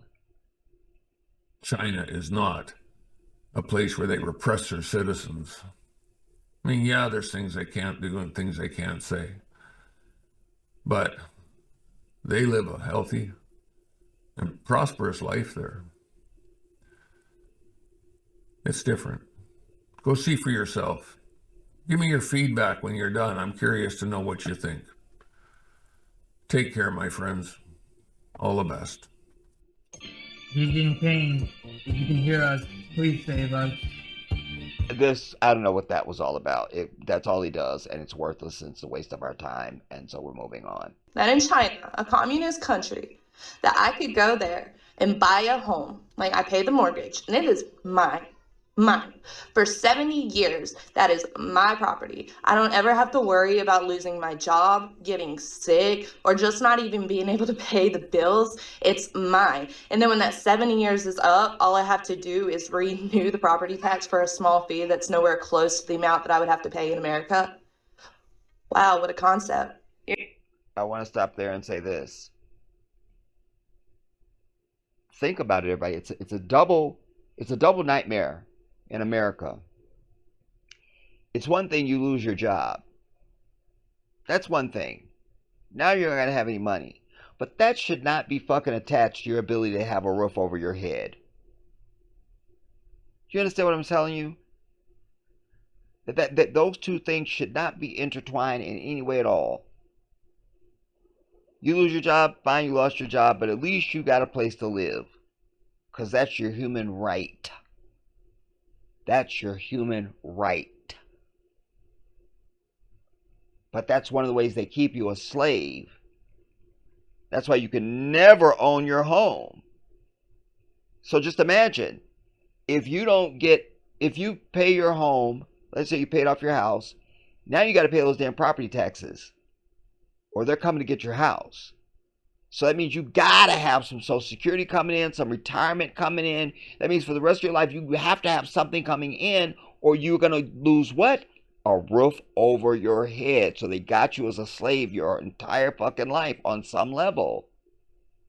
That's not the way it's supposed to be. Now, just imagine you lose your job. Well, I lost my job, but your house ain't going nowhere. Your apartment ain't going nowhere. You still good. There's a sister that I saw recently. I don't know what country she was in, but she had moved in and she was ready to move in. She had everything, and the landlord said wasn't ready. Had something he had to do and rescheduled the meeting because he wanted to go over the lease with her. And so now by default, she's ready to pay him the rent right now and sign the lease and be over it and get the contract started. But because of his scheduling issue, he said, I'll get with you in a few days. And so in those few days, she was in her head panicking, thinking like, I hope you're not gonna come tell me I'm gonna owe some late fee and all this and other third now, because it's not my fault that we didn't sign the contract. I was ready. You the one that had the scheduling issue, and so I'm not paying no extra fee. I'm not paying. She was having this conversation with herself. Guy shows up a few days later, ready down to go over the lease and start everything. And she said, you're not going to charge me extra because, I hope you're not going to try and charge me a fee in this and third. And he looked at her like she had just landed from a different planet and literally didn't understand what she meant. She had to explain, and when he got it, he was like, why would I charge you? Why would I charge you? She says, "So what if I ever lose my job or something like that, or I'm not able to pay the rent or whatever?" He still had this perplexed look on his face. He was like, "Well, then we would just work something out, but I wouldn't evict you." Like, as if like just the word eviction was giving him hives or something. You know what I'm saying? I just say that to say that you say that to people who have only known and have only turned their attention only to this rat hole, this shithole of a country. And they can't imagine that things are different outside of this bubble. That's why you've heard me say so often, and I continue to say, because it's one of my creeds in life. When people in America speak, the world is just such a... No, don't say the world. Just say this bitch where you live, because you don't know the world. But it rolls out of people like, just like breathing. This world is just such and such. They'll make some proclamation. I'm like, nah, it's not the world. It's this pathetic ass country. And 99% of the people that are proclaiming that can't show you a passport even. Yet they're making commentary on the world. And they ain't been nowhere. So let's be careful using this term, the world. Let's be very specific. Let's go on. And buy a home. Like, I pay the mortgage, and it is mine. For 70 years, that is my property. I don't ever have to worry about losing my job, getting sick, or just not even being able to pay the bills. You could tell the disbelief in her eyes as she's saying it to herself. It's mine. And then when that 7 years is up, all I have to do is renew the property tax for a small fee that's nowhere close to the amount that I would have to pay in America. Wow, what a concept. You're telling me that the only property tax that they pay on their vehicles is a small vessel tax that is attached to their insurance that they pay? What a concept. You're telling me that public spaces such as museums and zoos are free? Because they're public spaces. Because it's a public space? Thank you. What a concept. You're telling me that you can work a part-time job, and as long as you don't make over 5,000, whatever their currency is, that you won't be taxed on it? What a concept. I've been on Red Note for a few days, and I'm humbled. As an American, I'm very humbled. I don't have that very many followers right now, but just seeing what I've been scrolling through on Red Note, they are far more advanced than we are. Their cities are gorgeous. And know this, they have drone delivery, everybody. They have a whole network of drone delivery in one of the cities, well, actually several of the cities, but this one particular one that I watched, it literally, like, you walk up to like this couple, they were like at a park. You walk up to like a kiosk thing, and you put in your information. The board is, the menu board is there, like it would be at like a restaurant or whatever. You pick out what you want. Maybe you just want a smoothie, or like you might want something from Subway, or you want something, whatever. You put in your information, and boom, then you just wait. Eventually, you'll hear this drone. Here it comes. It lands on top of this kiosk. The roof of it opens up just up underneath the drone, where these boxes that are made for this. The box drops down in there. The roof closes back up. The drone takes off. You then verify that this is your stuff by putting in the code that's been sent to your phone. You type in that digit, and then the door opens and you get the box out of there, and there's your grub in there. You feel me? Like, they have it. And then meanwhile, Amazon has been trying to get this off the ground for years. So has Walmart, and they are failed. But the Chinese already have it in practice, literally. We're in 2025. They're living in 2050. And have been for quite some time. Like, they are just advanced people. But more than that, what the fundamental difference is between them and America and everybody else and America. The difference between everybody else and America is that America's bogged down. I always tell you, this is the headquarters of white evil.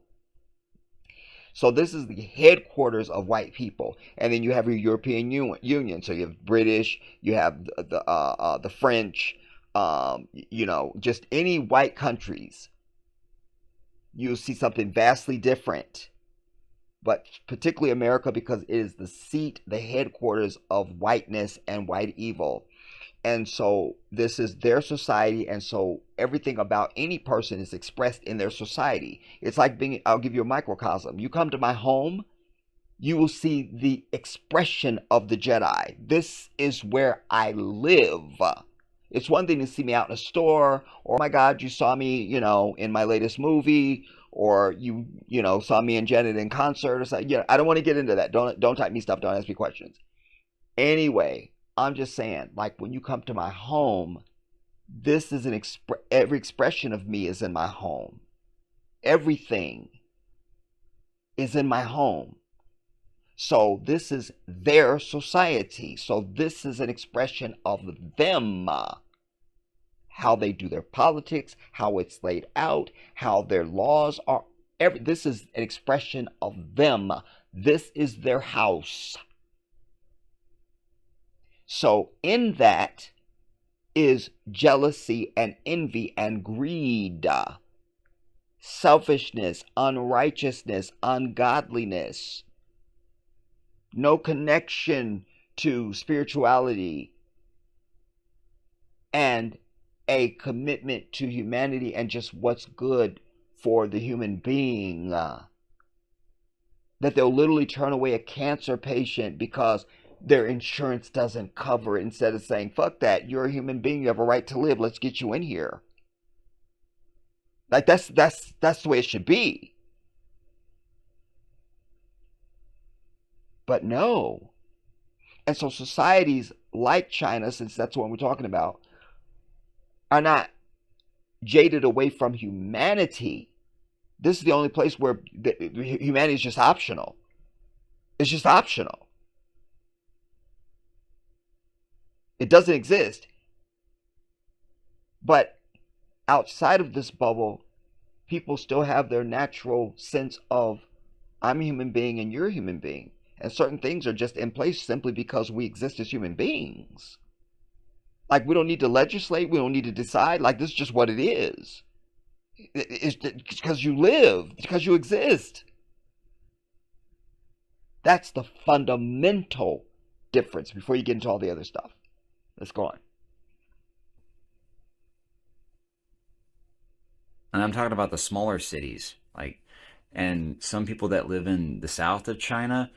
This one girl sent me a text of photos of a park, and I'm like, we don't have parks like that.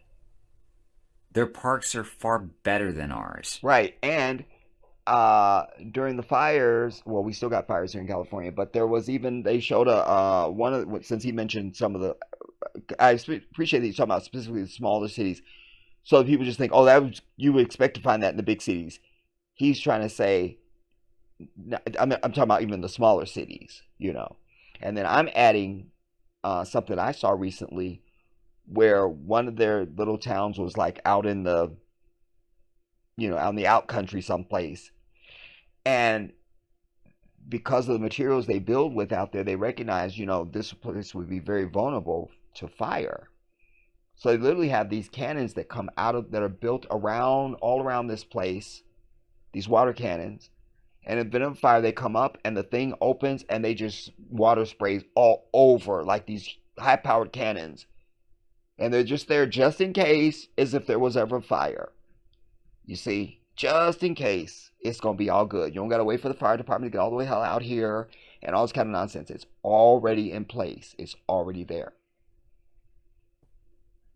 And here's the thing. They can afford lots of food. They have affordable cars. Their roads are better than ours. Yeah.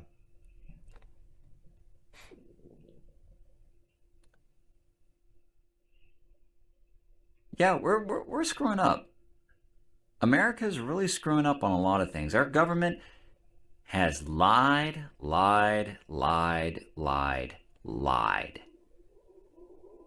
And still lying. Oh, my stomach, y'all. I hope you don't hear that. I'm gonna stay on Red Note for a little while to see how it works out. I'm still gonna be posting on TikTok until it gets banned. But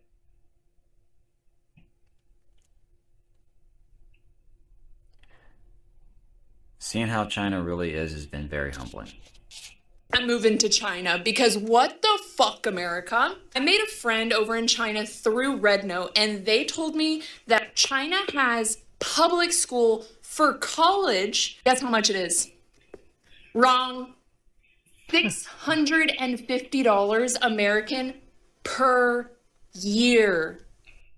You literally could work at McDonald's and put yourself through 4 years of college at that type of price. You feel me? Literally. And you wouldn't even need to be full-time. If you can't make $600 something in a year at McDonald's, then you are the problem. And we need to evacuate you off the planet some type of way. I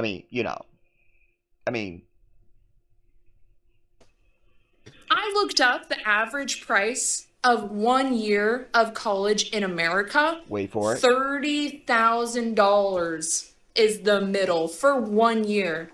And we have to go for 4 years for a degree. I'm moving to China. Are you kidding? It's okay, we're on Redbook now. Are you already on that? Yeah, we're on the Redbook. Zhao Hongshu all the way. Zhao Hongshu. What's up, Jose?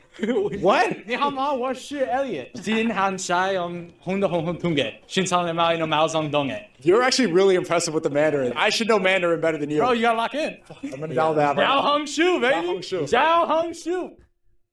The video of that lady crying because she heard that in other countries people can't afford a home, people are not paying 20% of their income on groceries, people are working less than 40 hours a week and still being able to have money for hobbies and things like that. We told you guys that. This is not a new phenomenon. You guys, the majority of people voted against having an actual livable life because they didn't want certain people to have access to it. You guys didn't want universal health care. You guys didn't want universal Medicare for everyone because certain people would be able to have access to it. And oh God, I would rather them live harder than they need to and me have to pay out because you thought that you would always be the the breadwinners of the states. But now they're coming for their crumbs from you too. And now you're sitting here crying, and it's not like, I get it, because you weren't the person who made that decision, but your legacy, the person who left you this legacy, didn't care about how you would suffer from these consequences, from these decisions. They only cared about themselves. When they talk about generational wealth, they thought they was passing down a gold bar. It's a gold nugget. And it's probably not even gold now. It's probably gold plated, 10 carat. Like, I find it hard to empathize with certain people because no one cared to listen the entire time. The brainwashing and the propaganda that has been like let out is astonishing. I am not going to meta nothing, because the fact that they're even trying to like now do reverse psychology, like, oh, we're getting rid of this to protect your data. Bro, every time there's a data breach, all you guys do is give us 99 cents and then 3 months access to the place that had the data breach. You're not closing these banks down. The only people who lose a business is a small business owner. Let a bank go bankrupt 14 times, all of a sudden we're the biggest socialist in the world, and we have money to give them to make sure that we can uplift them back. But you're a small business, you're a woman-owned business, you're a black-owned business, you're this, you're that, you're a struggling college student, right? You don't need nothing. You need to pull yourself up by your bootstraps. You need to work 2 and 3 jobs. You need to develop an autoimmune disease. You need to have migraines and headaches. You need to have a reason for that acid reflux to be there, because you can't afford vegetables, because God forbid, if you do get one, it has listeria in it. Like, the fact that people have been telling you for years that this is a brainwashing and we're all in a cult drinking the Kool-Aid, and no one failed to believe it because black women are always yelling and black women are always aggressive. That's what y'all wanted. But we was telling y'all from the beginning. You think they got rid of their slaves? No. No, they didn't. You're one now. If TikTok being banned does not radicalize you as an American citizen, you are intentionally missing the point, because it's not about TikTok. It's the fact that Republicans and Democrats across all legislative branches can expeditiously and unanimously pull together like never before, and probably never again, to streamline legislation banning a social media app while completely ignoring everything important to us. They can't pull together to make sure my kids don't get shot while they go to school, to fix the economy, to mandate livable wages, to kick hedge funds out of single-family homes so I can afford my fucking mortgage again. They're doing fuck all about homeowners insurance, stealing billions of dollars from Americans, and then leaving them for dead while their homes wash away in a flood or burn to the fucking ground in a fire. They, like every other country, can't pull together to outlaw the poisonous substances that are put into our food, creating an epidemic of obese, diabetic, cancerous Americans who need to lean on a healthcare system. They can't just not band together to keep them out. They actually good to keep them in. You feel me? And we have the proof now, and have for years, that many of these companies don't put the poisonous shit in the same product they sell here. They sell it in another country and they don't put the bullshit in it. But here they'll have it in it. If that's not clear and present evidence that we trying to kill you, nothing will be.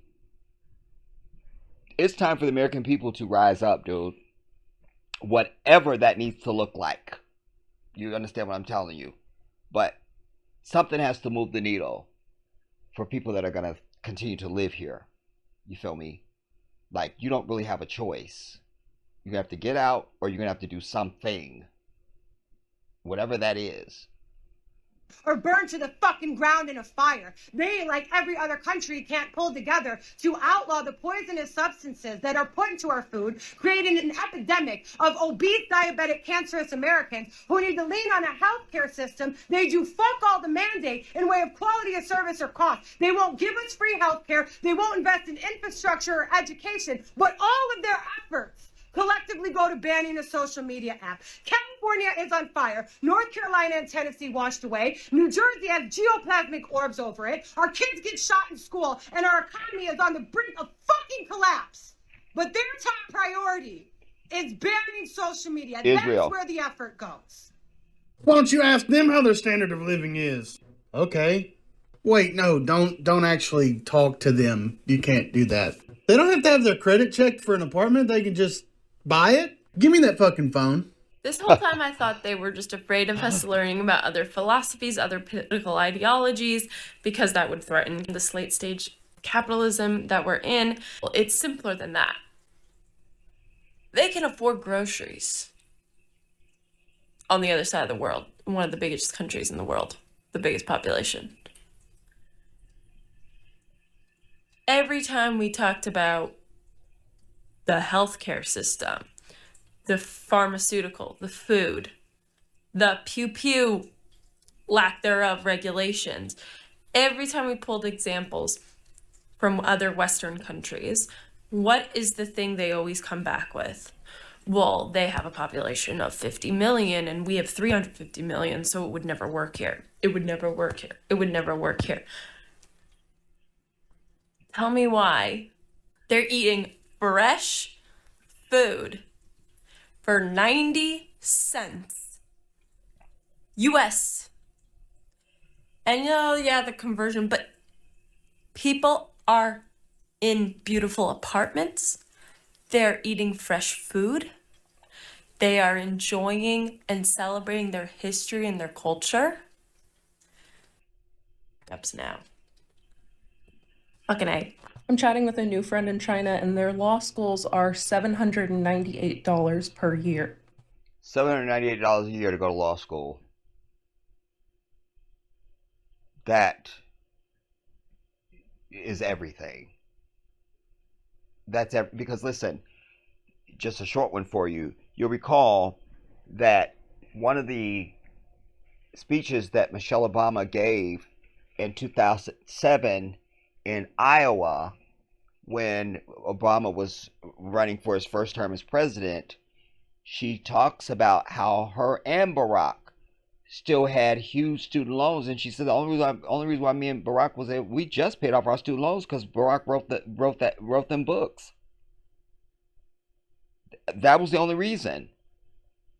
Because remember, she went to Harvard Law, and so did Barack Obama. They're both Harvard Law. They have law degrees. And so when you hear that it's only $700 something a year to go to law school, you immediately book a flight to Shanghai, China. Ups now. Fucking A. I'm chatting with a new friend in China, and their law schools are $798 per year. Wow. Which just makes me feel so angry because I have like $450,000 in debt just to go to law school. Wow. And I'm explaining this extremely fucking bonkers system that we have. And I'm like, this is a slave contract because I'll never be able to pay back these loans for my entire life. Yes, you will, girl. If you... I guess she's out of law school. So the sky's the limit when you're an attorney. You'll make that $450,000. You feel me? Like, even if you have to push grandma down the stairs and then represent her in court. I mean, I'm kidding, but I'm just saying, like, you get your money back. That's one profession that you go to school for that, and you still got to be a minute paying it off, but there's a very high ratio chance that you're going to come across a case or something like that, or maybe you make partner if you're not doing your own individual firm or something like that. I mean, there's paths to the $450,000 for you. You understand? There's a path. In my lifetime, I will never pay back my student loans without a loan forgiveness program. Ever. And I am just so fucking angry that this is the system that we are forced to deal with, that this is the system we are fucking stuck in and trapped. You're not forced and you're not stuck. You're not forced and you're not stuck. When people get about the business of understanding that you don't need to do anything on earth that you don't want to do, then you can't be forced to do anything. You can't. That's why one of my favorite sayings that I live by, you always hear me say, I don't need to. I don't need to. I don't need to. I live by that. I'm not doing anything that I don't need to do. I don't need to. I don't need to. So you're not stuck, or you're not forced, and you're not stuck. By you're not stuck, that means that there is some shit that the American people can do. If you sit out and feel like you're helpless, there's nothing there more powerful than you, then yes, you will be stuck. You will be stuck. But if you realize that you're going to have to put in something to get something out, then you won't be stuck. You know? If that looks like that we're going to have to force a third party, you know, or you're going to have to be more vigilant about local and state politics. You're going to have to be have systems in place to frustrate people from being able to get to certain offices where they're just going to join the good old boys club and stuff like that. You know, I mean, there's ways, but you're going to have to be willing to make the sacrifice. That's just what it is. That's what it is. You're going to have to make the sacrifice. And I'm fucking sick of it. I've been lied to my whole life. And by the way, fuck all this independent, Democrat, and Republican.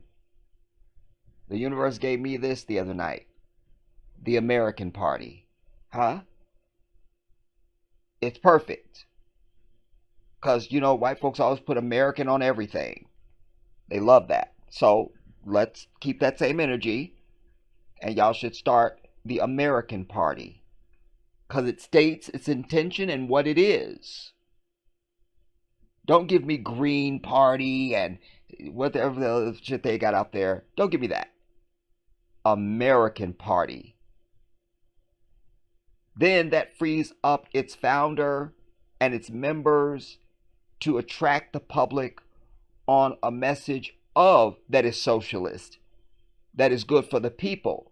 We're Americans. Therefore, in America, we should have good roads. The crowd's gonna scream for you. We're gonna have universal health care. They'll scream for you. Tell all the shit that they deny you in those other three now. Called the American Party. That way the Yahoos and the MAGAs can still keep all their paraphernalia. They have all their jackets and hats and towels and scarves and flags and bobbleheads and all the shit they got that says America on it. They can keep all of that. And just give it new meaning. The American Party. That needs to be the other party in this bitch. The American Party. I won't even claim rights to that idea. It was given to me out of the universe. Anybody can take it and run with it. And it's really, really, really embarrassing to be an American right now. She said it's embarrassing to be an American right now. Is it because of the hair? I don't. I shouldn't. I shouldn't. I don't. I've just moved to the back and get hors d'oeuvres. To deal with that this is the system we are fucking stuck in and trapped in, and I'm fucking sick of it. I've been lied to my whole life, and it's really, really, really embarrassing. Again, was it the hair? Was it the eyebrows? All right, I'm leaving the room. I'm leaving the room. To be an American right now, Wait, I had to come back and get my wallet. Was it the nose? I don't. All right, I'm leaving. I'm leaving. I'm leaving. Really painful to know how much of my life has been wasted and how much money has been wasted and taken from me. And taken. I love that. I'm traveling now outside of the United States, and I'm realizing how much better it is elsewhere. And I've only been to a couple countries and different cities so far, but I also am realizing how much we were lied to about China.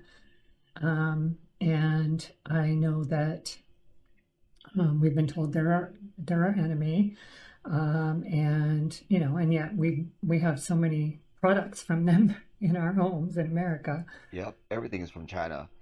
And just a piece of advice, everybody. You know, you don't even have to make some grand, hydra or hedge. You could just if you just want to get your toe wet You could go to Mexico. Just go to Mexico. Just go to Mexico. That'll get your toe wet. In fact, I've seen some really good documentaries over the last several years. Not documentaries, news pieces, I guess, whatever you want to call it. On YouTube, you could just look up, just put people moving to Mexico. Just type that in. That'll get you there. And you'll see people are in really fantastic locations in Mexico. Very nice, upscale. I've seen couples, I've seen individuals, young and old, variety. And also, the American dollar goes a long way there as well, at least for now. And it would do you some good to go and see how people are living there, you know. And I'll just cap it off by saying this: just for your own psychological well-being and a stress reliever, try to watch people in other countries. You know, start doing that as a relaxer. You know, maybe once or twice a week. You know, and just let your mind just sort of dream. You know, if you can see what else is out there, actively seeking out to see what other people's life experiences are and how they're living and what their state of being is, that'll take you out of your own current situation, at least for a little while, you know. And maybe eventually that'll start you just forming a plan and, you know, kind of imagining yourself, you know, not here and things like that. You know, so I highly recommend that. You know, like I say, you can just start with Mexico, and you can watch places all over the world. But then also, if you want to actually execute and do something, you don't want it to be something that's too shocking to your system, then you could just go to Mexico. You understand? And get your toe wet. But it's people around the world can afford to live and enjoy their lives in a lot of countries. And in America, we can't. That's why I left. I couldn't afford to live there and not work 7 days a week. And I have been out of the country since September, and I am living comfortably. And I'm not running out of money, unless the government decides to take some money from me. I'm okay. But I'm embarrassed. I'm really shattered and really disappointed. I gotta say this, and I talk about this on Jedi Africa in many of my pieces. You know, if you paying 2,000 and up, even, you know, 1,500 even, just whatever you're paying for rent. If you could imagine you're paying that every month, plus all your other shit you got to pay. If you could imagine that what you pay for 1 month of rent could be your rent for an entire year, if that doesn't shake you to your core, then you need to just stay your ass here. And you deserve whatever you get. Do you understand?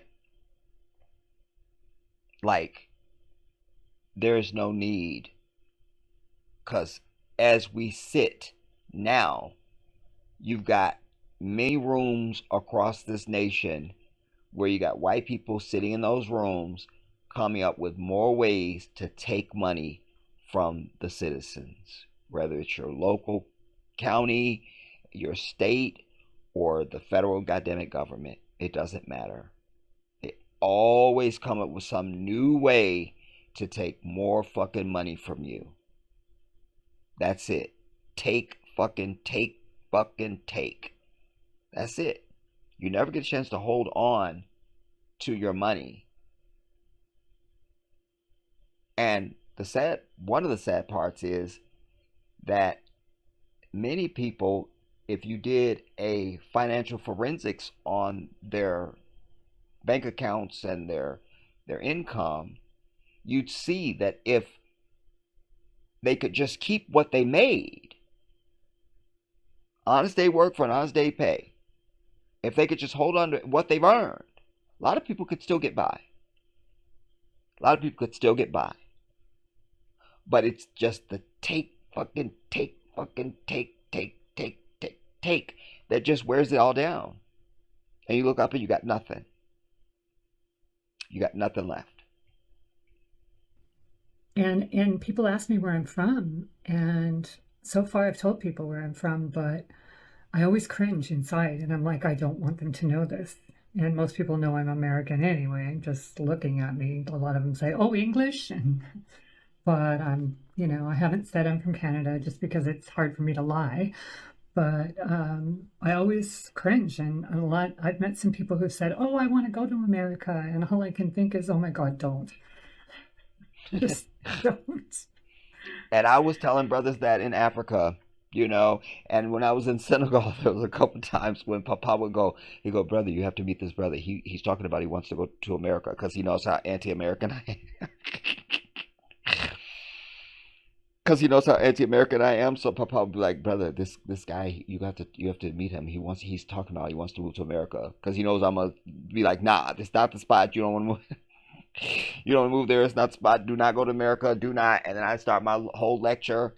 Like, it's not the spot, man. It's not. It's not. This is not the spot. And I'm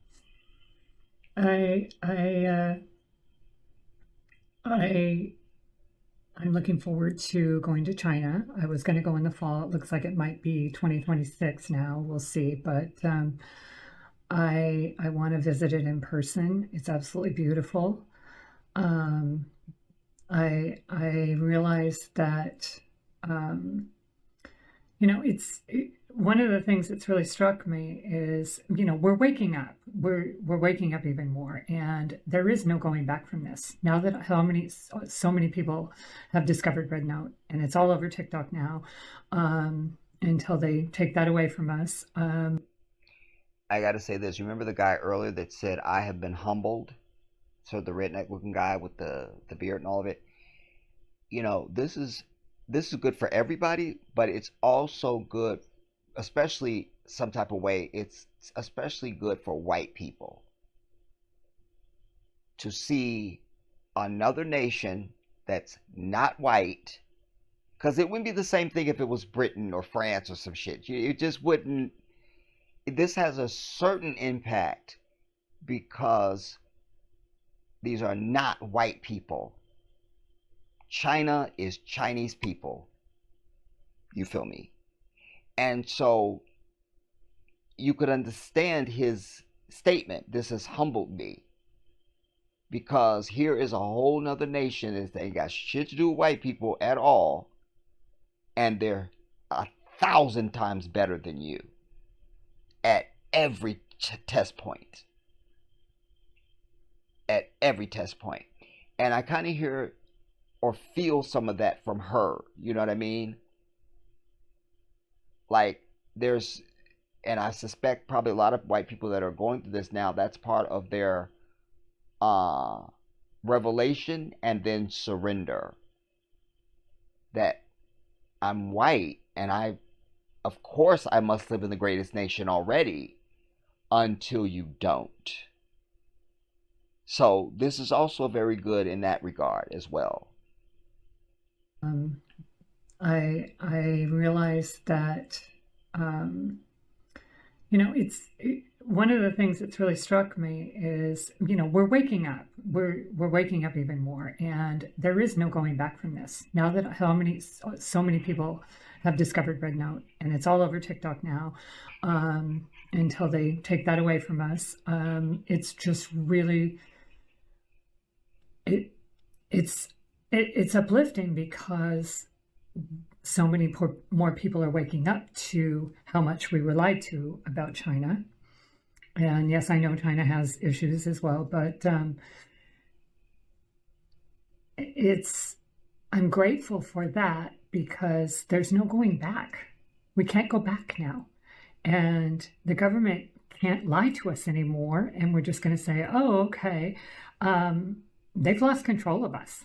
And going forward, we're not going to go back to just being subservient and saying, yeah, okay, well, this is the way it is, and this is, we have to do these things, and we have to obey, and there's no going back. And that's the beauty of this. There's no going back now.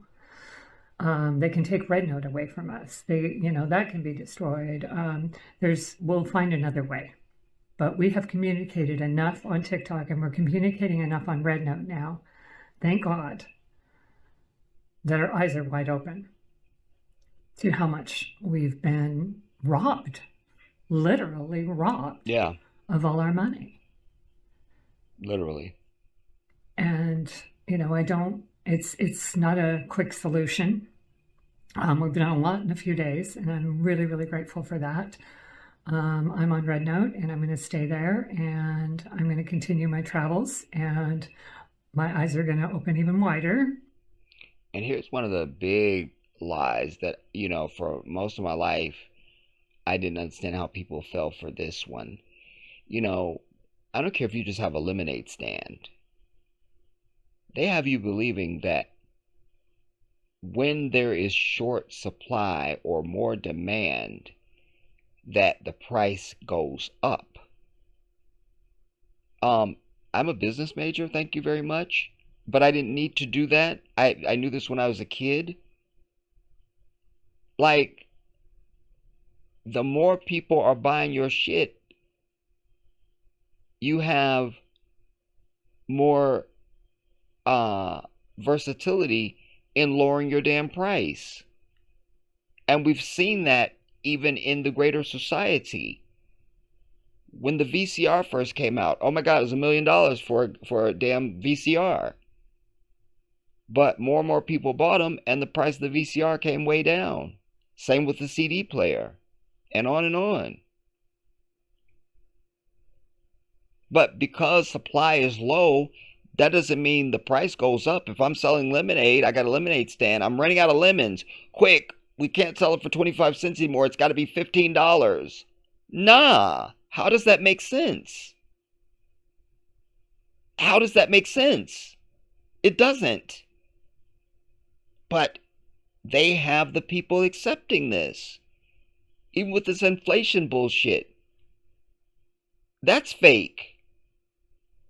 That's just greedy ass people who have been wanting to get rich because it's the way of white people getting you in their house. It's the way of white people to gouge you on everything. You go to the Latino markets. You get mangoes. You get 6 mangoes, 6 or 8 mangoes for $1, bitch. Good quality mangoes. You go to one of the regular chain, one of the white chain markets here in California, 1 mango is $2 for one. This has always been their way. So let's stop falling for this, because all it is just price gouging is what it is. It's just price gouging. They try to make all their money on one customer at one time. If they could charge you $100,000 for one damn mango, they do it. And sometimes I get catfish. If I go to any of the other markets, first of all, it's just going to be a damn fillet, and I don't know if that's even catfish or not. I argue that it's not. I go to the Latinos, it's the entire fish. And right there, they'll ask you if you want the head and the fins cut off, no extra charge. Head and fins cut off, they'll even fry it and fix it for you if you want, if you're not taking it home. You feel what I'm telling you? And it's less per pound and everything. I mean, it's just greed. It's greed, everybody. It's greed. Many years ago, I switched because I've been with Geico forever. Like, forever. They should be paying me every time that damn gecko runs on TV. They should pay me. And, alhamdulillah, I have a perfect driving record since I've been old enough to drive. And so, several years ago, I was looking around just for a better price, just if maybe I might be able to get a better price, blah, blah, blah. Switch from Geico to Farmers? Because there's another one that has their same logo. They're both red. I can't remember. I feel like it was Farmers. Anyways, they only take you if you have a. They don't just take everybody. You have to have. They look at your driving record to see if they're going to take you. And of course, I have a perfect driving record, so obviously they would want me. I had a better rate, but then I noticed every month the premium was different. So I finally called my agent. I go, "What's going on? Why is this changing?" Every month it's something different. Like I can't plan it. Oh, because it goes by some vomit, they told me. Because once I hear something that I know is some bullshit, I just hear red and I see red. I don't hear anything after that. I don't hear it. So, excuse me. So I went back to Geico, where I know what it's going to be for the entire year. There it is. It's all there. They send me the printout. This is what my premium is every month for the next year. I already know what it is. Nothing mysterious happening. You see? Again, just gouging you on the shit. Just gouging you. Days, and I'm really, really grateful for that. I'm on Red Note, and I'm going to stay there, and I'm going to continue my travels, and my eyes are going to open even wider. And, I hope that one day I can proudly say, yes, I'm from America. I want to live long enough to be able to proudly say, yes, I'm from the new America, the really free America. And I know it's going to happen. I just hope I live long enough to see it. China is about ready to get a really big culture shock from all the Americans joining the Little Red Book app. But actually, I think it's going to go both ways, because I just saw this video and this lady was like, okay, I'm over on Red Note or whatever. And the Chinese are very quick to tell me that I'm fat, but also inform me of ractopamine, which, if you go down the rabbit hole of ractopamine, it is a feed additive that is given to livestock in the United States because it's banned in 160 nations. Okay, so it's banned in 160 nations. Go on. United States gives our livestock, specifically swine, 60 to 80% of the pork that we eat in the United States is given ractopamine. It's a feed additive to make them grow quicker and bulk up quicker.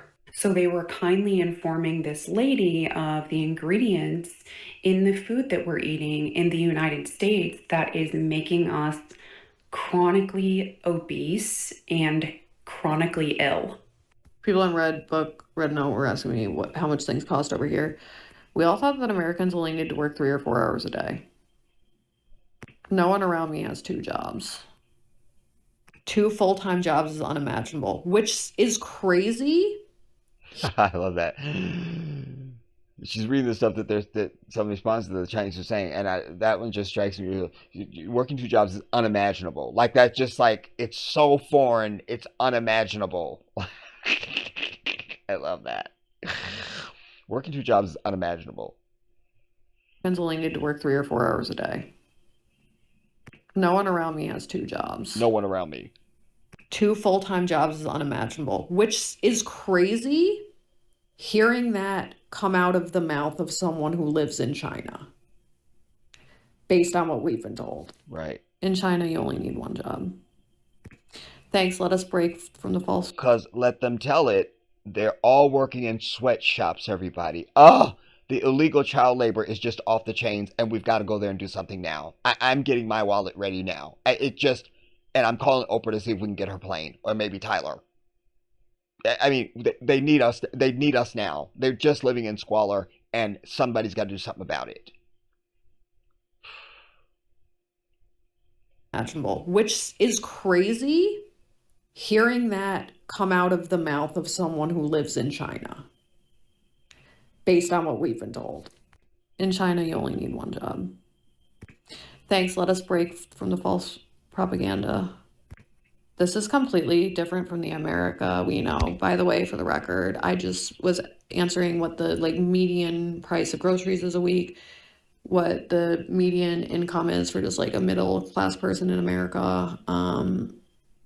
you know, things of that nature, how much gasoline costs, rent, all that. The American people are too tolerant. I agree. Yeah, too damn tolerant and too docile. You understand? Too docile. Doesn't American people don't rise up for anything. You understand? And I would also say this as yet another tip for my people. You know, since I've been old enough to even pay my own bills, I have always, I'm not in love with any brand so much that I must have that. You know, a lot of people don't really know how to manage money, how to really pinch the fuck out of a coin. How to pinch the fuck out of a coin. Like pinch, god damn it, pinch. And I'm grateful to Allah that that's one of the many things that my grandmother taught me. I can pinch the fuck out of a coin, dude. Like, watch me in action. But one of the many things that one can do is when you're at the grocery store, everybody, shop according to price. Shop according to price. I've always done that. I always, whatever it is I'm trying to get, let's say it's ketchup, you know, or something. I go, I see ketchup, I see the first price that I see, and I literally start saying, go lower than such and such. Like I'm on the Price is Right. Go lower than such and such. Go lower than, go lower than, go lower than. Until I find the lowest one, and whatever brand that is, that's my damn ketchup. Period. I do that with everything. That's it. That's it. That's it. Like I never, like I have to have the such and such because that's my favorite one. Nah. The price tells me if that what I'm doing. Try that. It's good that I'm in China. If I was in the United States, I'd probably be sleeping in the streets. This is not the You would America be. they talked about. We've learned that you all work 5 days a week with a maximum 8 hours a day. You work and you go out to drinks and barbecue. Your gasoline is extremely cheap. Your salaries are very high, and the cost of goods is incredibly low. That's what they've been told. Ha ha. Your university is so expensive. Damn, capitalism exploits the people. So yeah, this is all pretty upsetting. And you know, but that's why a lot, not just Chinese, but a lot of immigrants who come here. You know, I've seen Africans that have come here because they were sold this same vomit. And they think that we just have it so good. And they come here and they realize, yeah, you can have the life you want, but you're going to work 6 jobs to do it. And whereas you're used to having time with friends and family and community and all this stuff, we don't have that. There'll be none of that. That won't happen. That won't happen. They realize it's a total rat race. It's like, damn, all you have time to do is work. That's it. And nothing else. Nothing. So I just found out that the cost of rent in a small town in China is $50 to $100. Those nice, luxurious apartments in New York City that cost thousands and thousands of dollars is like $300 to $500 in China. Yes. I'd love to know if you agree with me on this.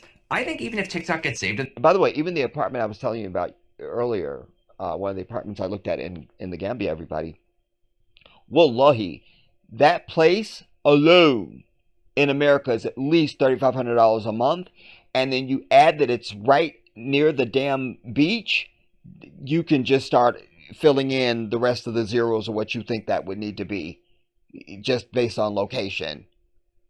You see what I'm telling you?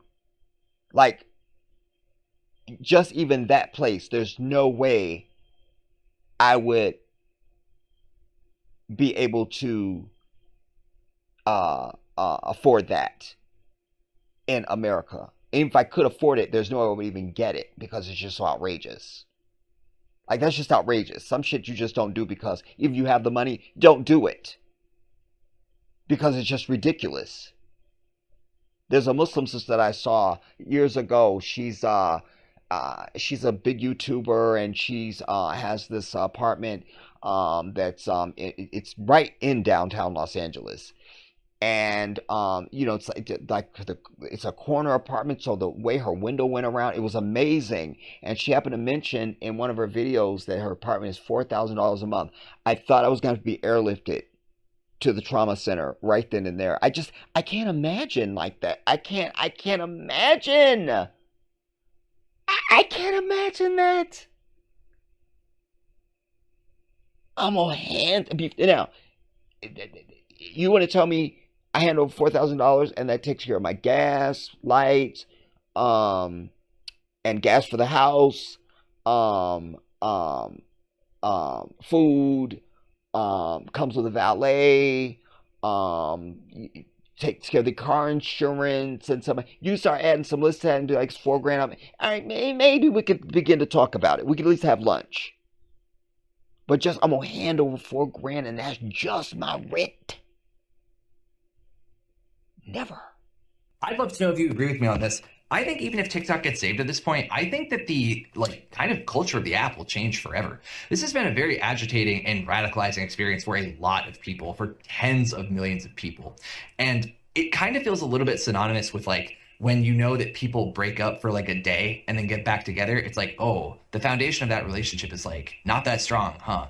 And there's all these rumors that are flying around that also shake people's confidence, where there's rumors that Elon Musk might buy it one day, and then, oh, wait, it actually might be Mr. Beast another day, and then, oh, wait, it actually might be Mark Zuckerberg, or actually it might be Kevin Leary from Shark Tank. It's in the relationship analogy, it's like, how many people are you cheating on me with, if anybody, right? It's very weird, right? And I just wonder if even if a ban gets lifted at this point, if people will not always have 1 foot in, 1 foot out now from this platform. And I wonder how that will change the culture of the app if people go back to it. I don't know. What do you think? The TikTok ban and the mass migration to Red Note is now having international effects on Meta. You can really tell that the US government was floored when we decided not to go quietly into the night when TikTok was banned and head back to Meta or X, but instead decided to mass migrate over to Red Note. And we really have gone in droves. They've received over 700,000 new members in the past couple of days, and I don't even know if that's an up-to-date number. That's what I heard this morning. It's the #1 app on both the App Store and the Google Play Store, and not just in the US. Because heading over to Red Note has now become a massive international movement. It's the #1 app that's being downloaded right now in the UK. I heard that it's trending in France. They're saying our American friends are going over there and we don't want to lose our American friends, so we're going to join them. Which means that people are now effectively participating in an international boycott of sorts on Meta. Not even including the actual boycott that's happening with Meta, where their stocks are absolutely plummeting. Mark Zuckerberg spent millions of dollars lobbying politicians to get TikTok banned, and it has only ever shot him in the foot. Currently, I'm really not seeing a timeline where TikTok is saved before the 19th. And speaking of Mark Zuckerberg, who is probably one of the most unattractive living creatures that ever walked across this thing called Earth, and I was immediately bedridden for a week and a half, and on intense medication, and several doctors and nurses watching me very closely and monitoring me. When I saw that fucking hair that he grew out, he already looked like an android before that. Now we don't really know what he looks like. But we just know it's some bullshit.org. And I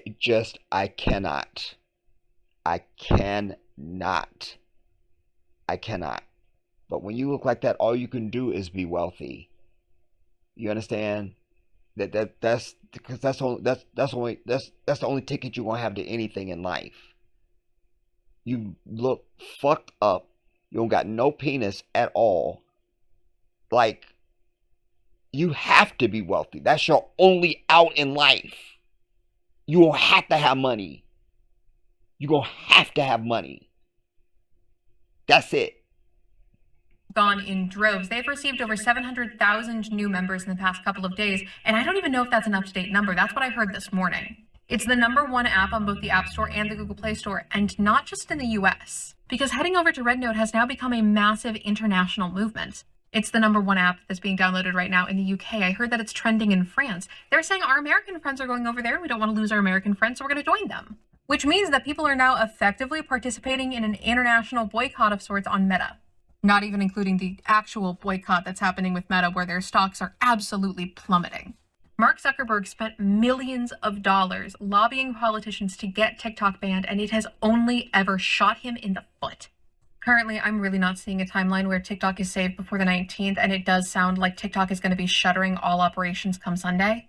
Like, they could just allow the app to fizzle and die, and they're kind of taking a stance here and saying, no, we're... Well, just so everybody knows, because we're past the 19th now, it's actually 25th January, and the orange bastard, the orange felon,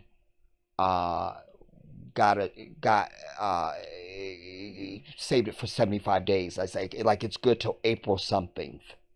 Don't ask me today. You have to look it up.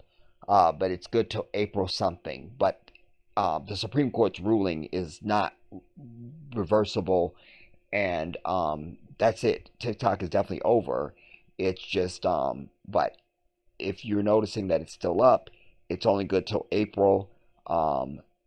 Unless something else happens, they just take it down before that. But it's my understanding is that it's good till April something. Closing doors, which I really respect. It's a statement, it's a protest, and I think it's fantastic for them. But at the moment, I am just very pleased that Mark Zuckerberg seems to be getting absolutely fucked over. Deodorant is $11. Oh, where is it here? Isn't it fascinating that one of the first things that happened because of this red note cultural exchange between people in China and people in America is that they finally realized how effing expensive everything here is relative to other places in the world? And I'm here honestly about to make you way, way, way mad, because Europe has had these prices forever because they actually have a working government that controls what are considered essential goods and keeps them at acceptable prices. And I come with receipts. I took this footage when I was visiting Germany over the holidays because it just shocks me every single time I see it. All these menstrual products, organic, specialty menstrual products, do you see the prices?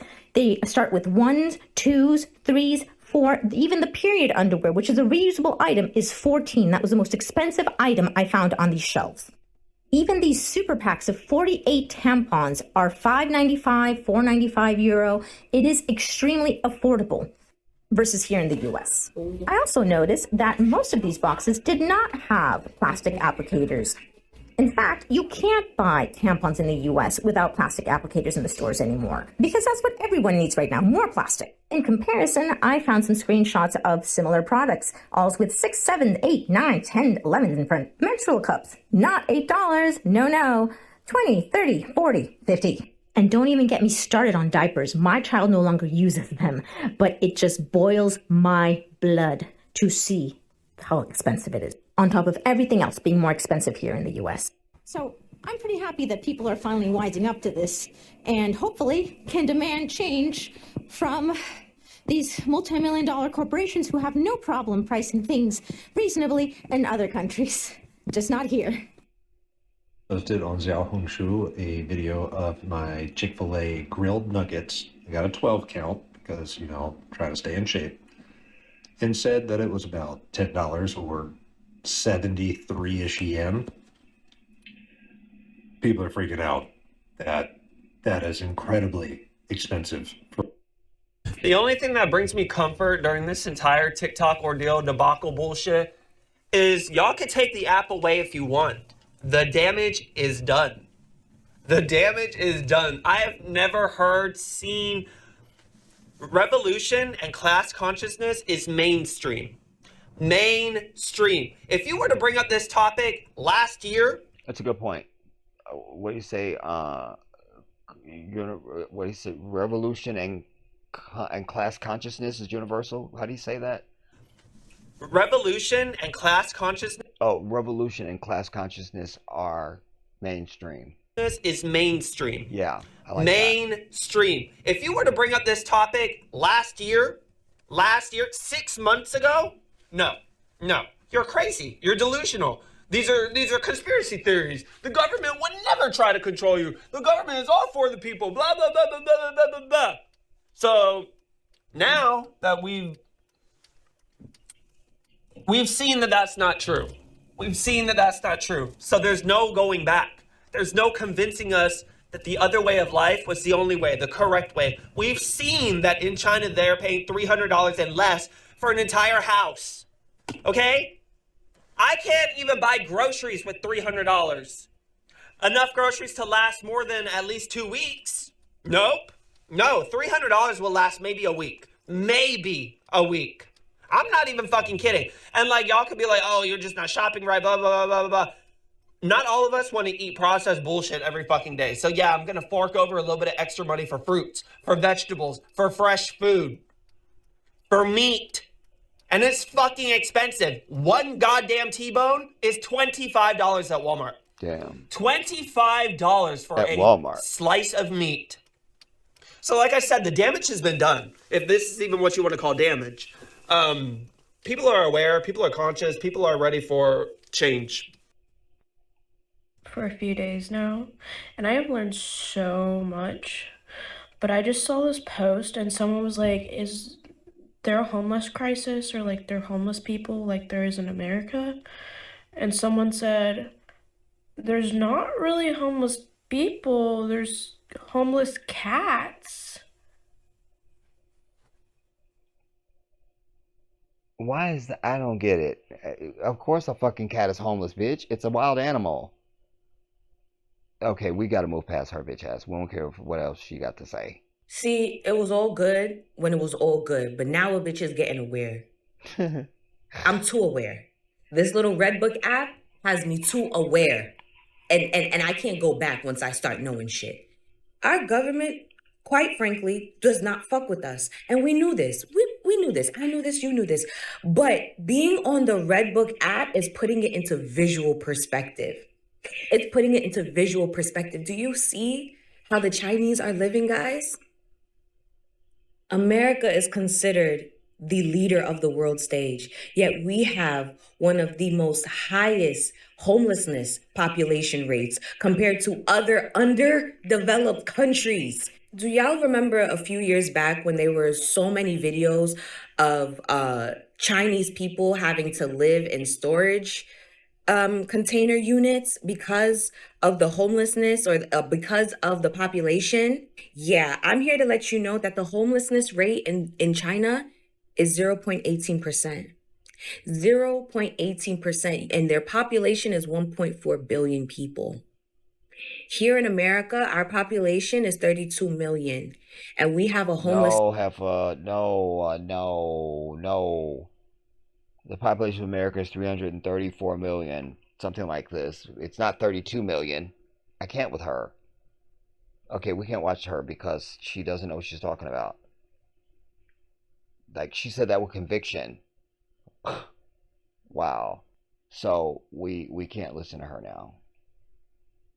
Rate of 2.04. 2.04. That's roughly about 700,000 No, people. see, because, and she's giving out numbers. Nah, you just got the population of the fucking country wrong, sister. We can't travel with you on the rest of it because we can't trust those numbers.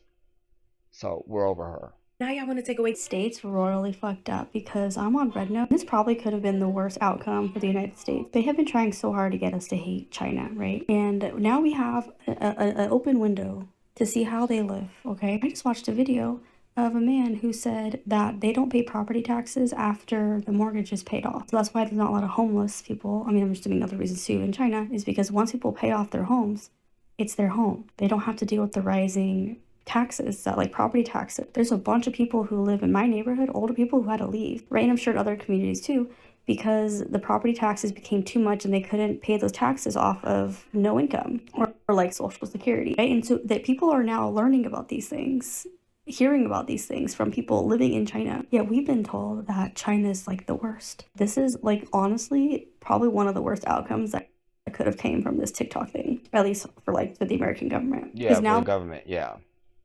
Because it'd be harder to sell. But watch, they will still try to stand bold-faced and continue telling you that China is a dictatorship and they rule with an iron fist and the people are unhappy. They'll still do it.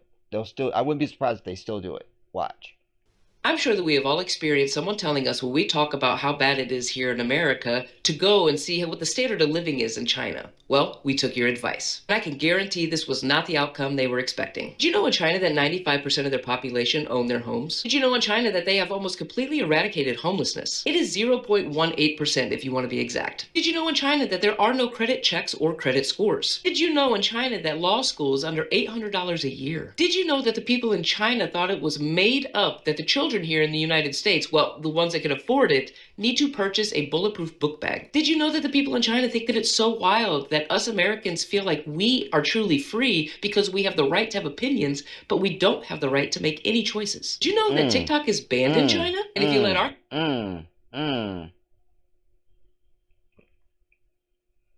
You have an opinion, but you don't make no choices. But you don't have any choices. That's so true. It is 0.18% if you want to be exact. Did you know in China that there are no credit checks or credit scores? Did you know in China that law school is under $800 a year? Did you know that the people in China thought it was made up that the children here in the United States, well, the ones that can afford it, need to purchase a bulletproof book bag? Did you know that the people in China think that it's so wild that us Americans feel like we are truly free because we have the right to have opinions, but we don't have the right to make any choices? Do you know that TikTok is banned in China? And if you let our government explain it, it's because China's a communist country and they want to control what you see and what you say. So America is following the footsteps of a communist country, but it's not against our First Amendment rights taking it away. Got it. You see, they throw this communist at you and socialist and, and nobody has any fucking idea what that even means. At all. But it's also proving what I've said to you a million times as well. Americans are the dumbest population of people assembled anywhere on the earth. The dumbest. The dumbest. The dumbest. I like to demonize socialism and communism because it does not benefit the elite. Our government is saying that it's constitutional what they're doing here with TikTok. Do you want to know what else is constitutional? The right to protest our government. The Declaration of Independence states that Americans have the right to replace their government. We have a right to change or abolish a government that is destructive to our rights. Biden gets on... Change or abolish. Did you hear that? We'll just hear that again. What you see and what you say. So America is following the footsteps of a communist country, but it's not against our First Amendment rights taking it away. Got it. You see, they like to demonize socialism and communism because it does not benefit the elite. Our government is saying that it's constitutional what they're doing here with TikTok. Do you want to know what else is constitutional? The right to protest our government. The Declaration of Independence states that Americans have the right to replace their government. We have a right to change or abolish a government that is destructive to our rights. Biden gets on TV and warns us that an oligarchy is forming. That is destructive to your rights. And then he just mentioned what Joe Biden said about oligarchy. Bernie Sanders has been saying that since before we even knew who he was. That Bernie Sanders says that like as if it's his middle name. Go back and watch any speech from Bernie Sanders and you'll hear that.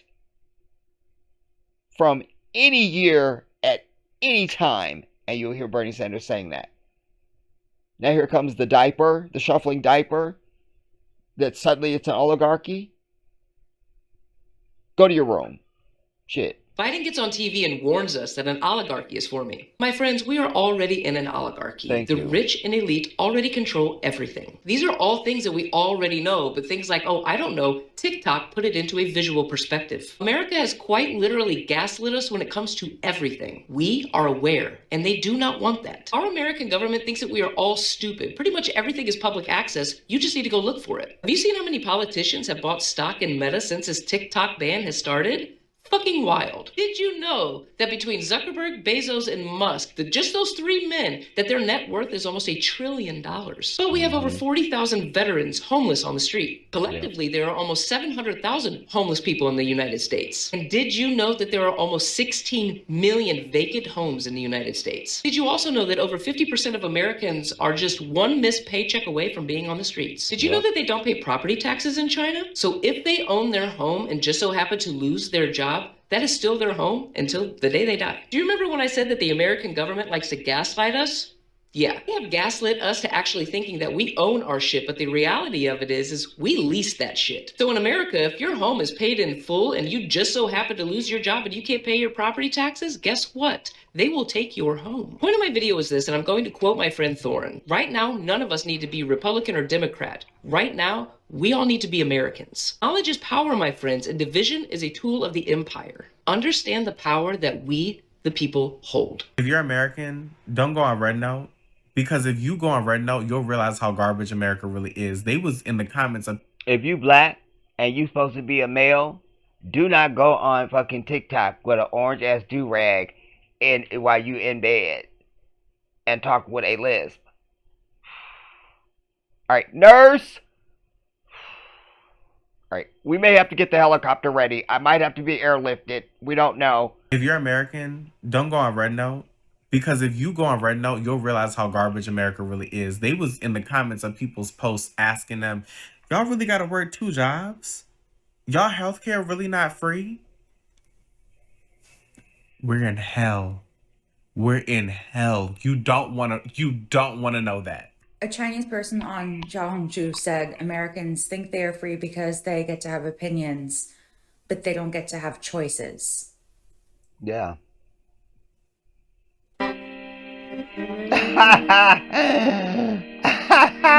That is so perfect. A white bitch that cannot go on. Now we know why America didn't want us to see what was going on in China. And if you don't know, head on over to Xiaohongshu and check out those grocery hauls. Red Note. Go to Red Note and check out their grocery hauls. And if that's not a slap in the face for you, look at how much they spend on healthcare. Look at how much they spend on rent. We looking like a big joke in America. And if you want to get technical, somebody that just started using Red Note from America asked one of the Chinese people to tell them a joke. And you know what they said? Americans think that they're free, and we're really not. That hurt on every type of level that can hurt them. Are you serious? It makes sense now why they want to ban apps, why they don't want us knowing certain things. Look how these people are living over there, and then look at us. And not saying that that place is better than over here, because I wouldn't say so. But what I'm saying is, look how we have to go so hard over here. Minimum wage is how much? $7.25. Yep. Who can live on minimum wage in the United States? I'll wait. We don't own no land in the United States. Shit, we don't own anything in the United States. Scrolling through, seen another video. This guy said he is spending $80 a month for rent. 80 United States dollars a month for rent. And oh, by the way, when I was still looking at Ghana as my possible country of destination, wallahi, I saw places that were like $130 something a month for rent, everybody. I swear by Allah. This is when I was still looking at Ghana as a potential place. And it was places you want to live. You understand? In fact, I know on Jedi Africa, I have video of me in one of my live streams showing you some of the places I was looking at in Ghana when I first was, still obsessing on Ghana. And it was so, I had to bring those. So I definitely, they're on my channel there. It's going to be in one of the live streams. But I'm sure I showed you that. And others, of course. But I remember showing you because I have some videos there of AP and Jody. And they're from Jamaica. And they're real big in real estate in Ghana. And things like that. And yeah, man, like places you would be like, you definitely want to live there. And it was like $130 something a month for rent. Yeah, this shit is way bigger than a TikTok ban. Way bigger. America, you got some explaining to do. We want to know something. If you're jumping onto Red Note and you're wondering why are the Chinese people so happy, so welcoming, so cheery, They're cheery because they don't wear hair like that. I'm sorry. I shouldn't. I shouldn't. I shouldn't. I'm out of line. I'm out of line. Why do they dress better? Why do they eat better? Why does everything look better over in China? Including their hair. I have a very simple explanation for you. The Chinese Communist Party is the ruling party within the state government. And even though they do have a whole bunch of restrictions on what you can publicly say about the Chinese government and a variety of other issues, such as... Did you hear that, everybody? The Communist Party is one of the parties inside of their government. You see, it's just like many African countries. You see, they have like 50 fucking parties, especially in goddamn it South Africa, which needs to be fucking annexed from the whole damn continent for allowing white people to even have any position of fucking say so. I'm not gonna get worked up over that right now, but damn it, I could. But I'm just trying to say that many other countries, there are many parties, you know, that, you know, so here we just have Democrat or goddamn Republican, that's it. And that's just one party. That's one party. That's a bird with two wings. That's all it is. Same bird. So he's making the distinction to say that the Communist Party is just one party inside of the Chinese government. Chinese people so and they're the ruling party, which is the most significant part of it. Happy, so welcoming, so cheery. Why do they dress better? Why do they eat better? Why does everything look better over in China? I have a very simple explanation for you. The Chinese Communist Party is the ruling party within the state government. And even though they do have a whole bunch of restrictions on what you can publicly say about the Chinese government and a variety of other issues such as LGBTQ rights and things like that, the fundamental difference between China and America at this point in time is the fact that in China, corporations, big businesses, big tech, all of that stuff exists at the behest of the Chinese government. Whereas over here in America, the American government essentially exists and operates at the behest of the corporations. Boom. That's why over the last... Boom. That's a huge point. And it's true. Just to put it in layman's terms, in a place like China, the government dictates the societal rules and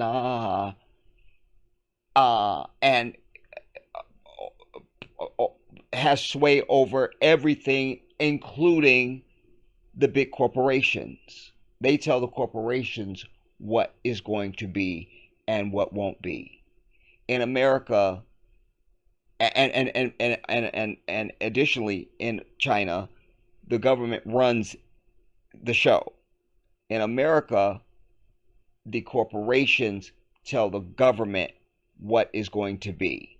And they do that through their lobbying and their money in politics before you get to their interpersonal relationships and things like that. The fundamental difference between China and America at this point in time is the fact that in China, corporations, big businesses, big tech, all of that stuff exists at the behest of the Chinese government. Whereas over here in America, the American government essentially exists and operates at the behest of the corporations. It's why over the last election cycle, we saw everybody kowtowing to Elon Musk, APAC, all of these different gigantic corporate interests. Yeah. One of the most notable examples of this is the owner of... Which is why they do what Big Pharma wants. They do what fucking Israel wants. They do what fucking all these... They never do what the American people want. Of Alibaba, which is, you know, their version of Amazon Prime and all of that stuff, right?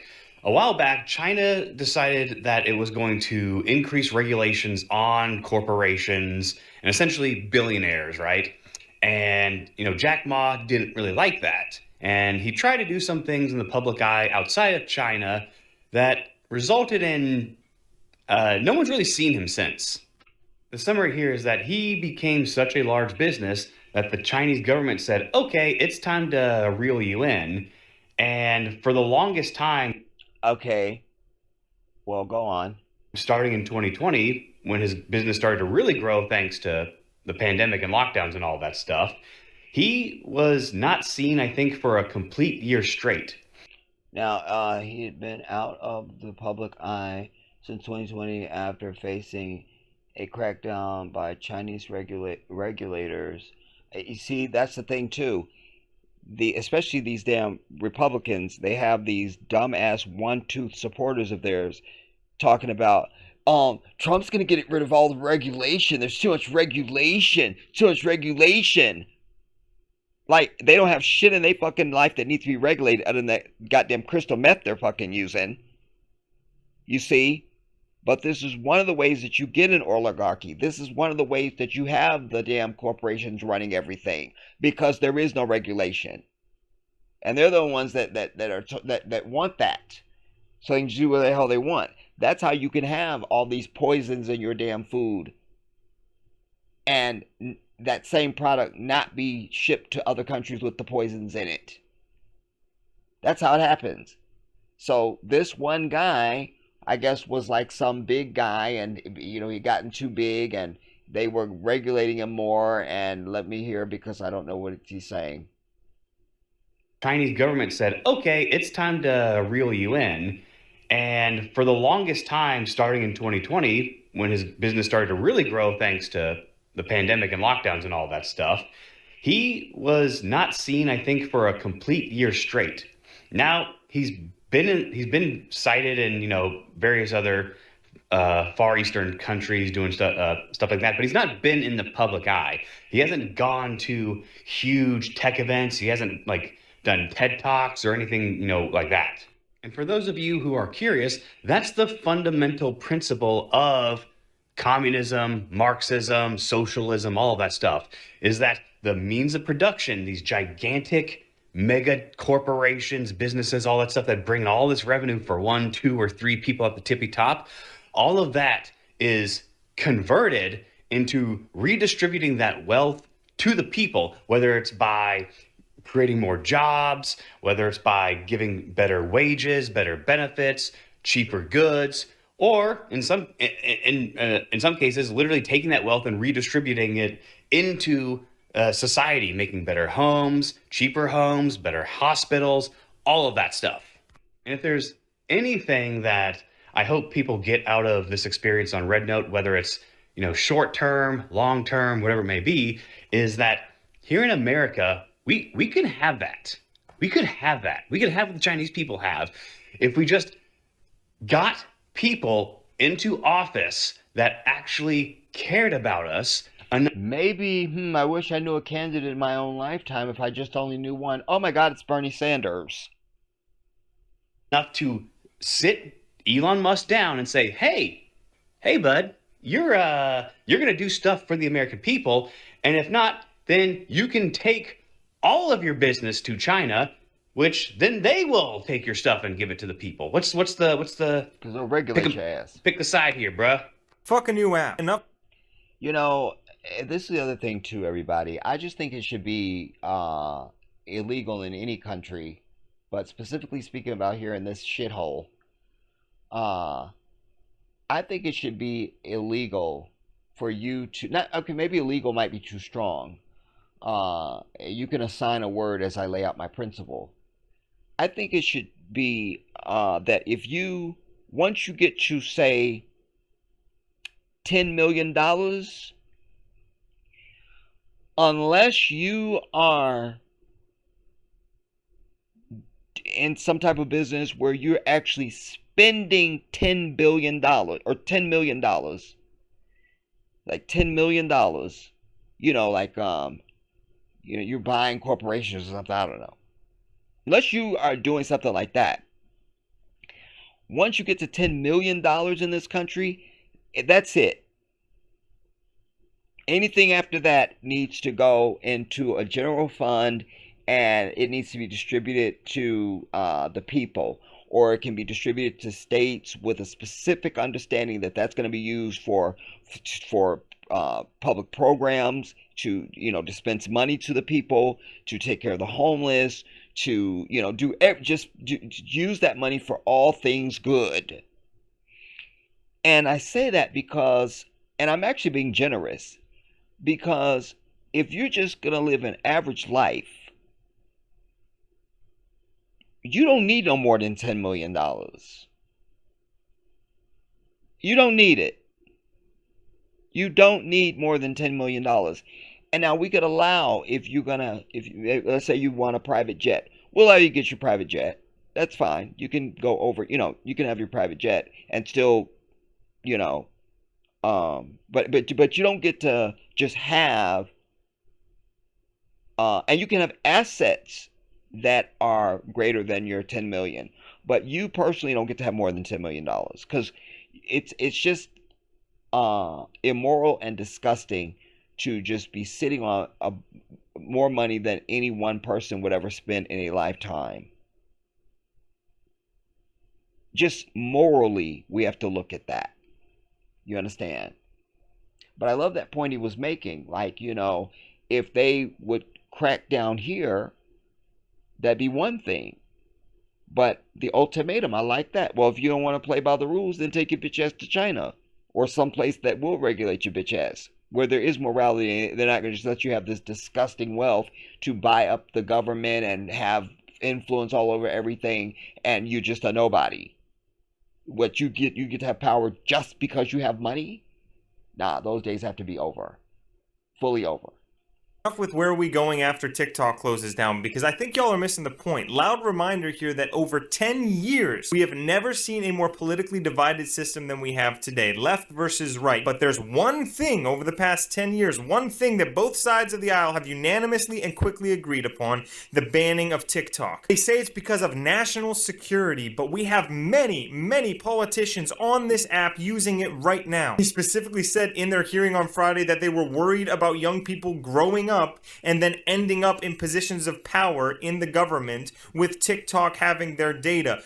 The last two presidents of the United States are on TikTok. They've been on this app for years. That's campaigning. This is what it's really about. And they said this verbatim on Friday. Their main concern is that this app will cause Americans to rise up against leaders in our government. Let me say that again so it sinks in. We need that. They are scared that this app may finally cause the American people to begin to oppose their political leaders and take control of their own government. We're already seeing it happen, and they need it to stop, okay? Not a coincidence that the ban goes into effect on January 19th, literally the day before power shifts in the White House. Not a coincidence that they packaged the TikTok ban with a bill that provided over $10 billion of foreign humanitarian aid to further incentivize members of Congress to vote for the banning of TikTok. Not a coincidence at all that they don't give a shit about Temu, an app that has over 70 million American users that collects way more data than TikTok does. It has way less safeguards currently in place from the Chinese government accessing that data. Not a coincidence that every major corporation in our entire country has been lobbying and paying off our government officials to vote for the banning of TikTok. Did we all just forget that 2 years ago Facebook paid GOP firm to malign TikTok and was boosting messages calling TikTok a threat to American children? It's no secret that Meta stands to make billions of dollars from this shutdown. And by the way, guess how many members of Congress and the House of Representatives personally own stock in Meta? Yeah, try all of them. By April of last year, Meta was one of the top 10 stocks that members of Congress and the House of Representatives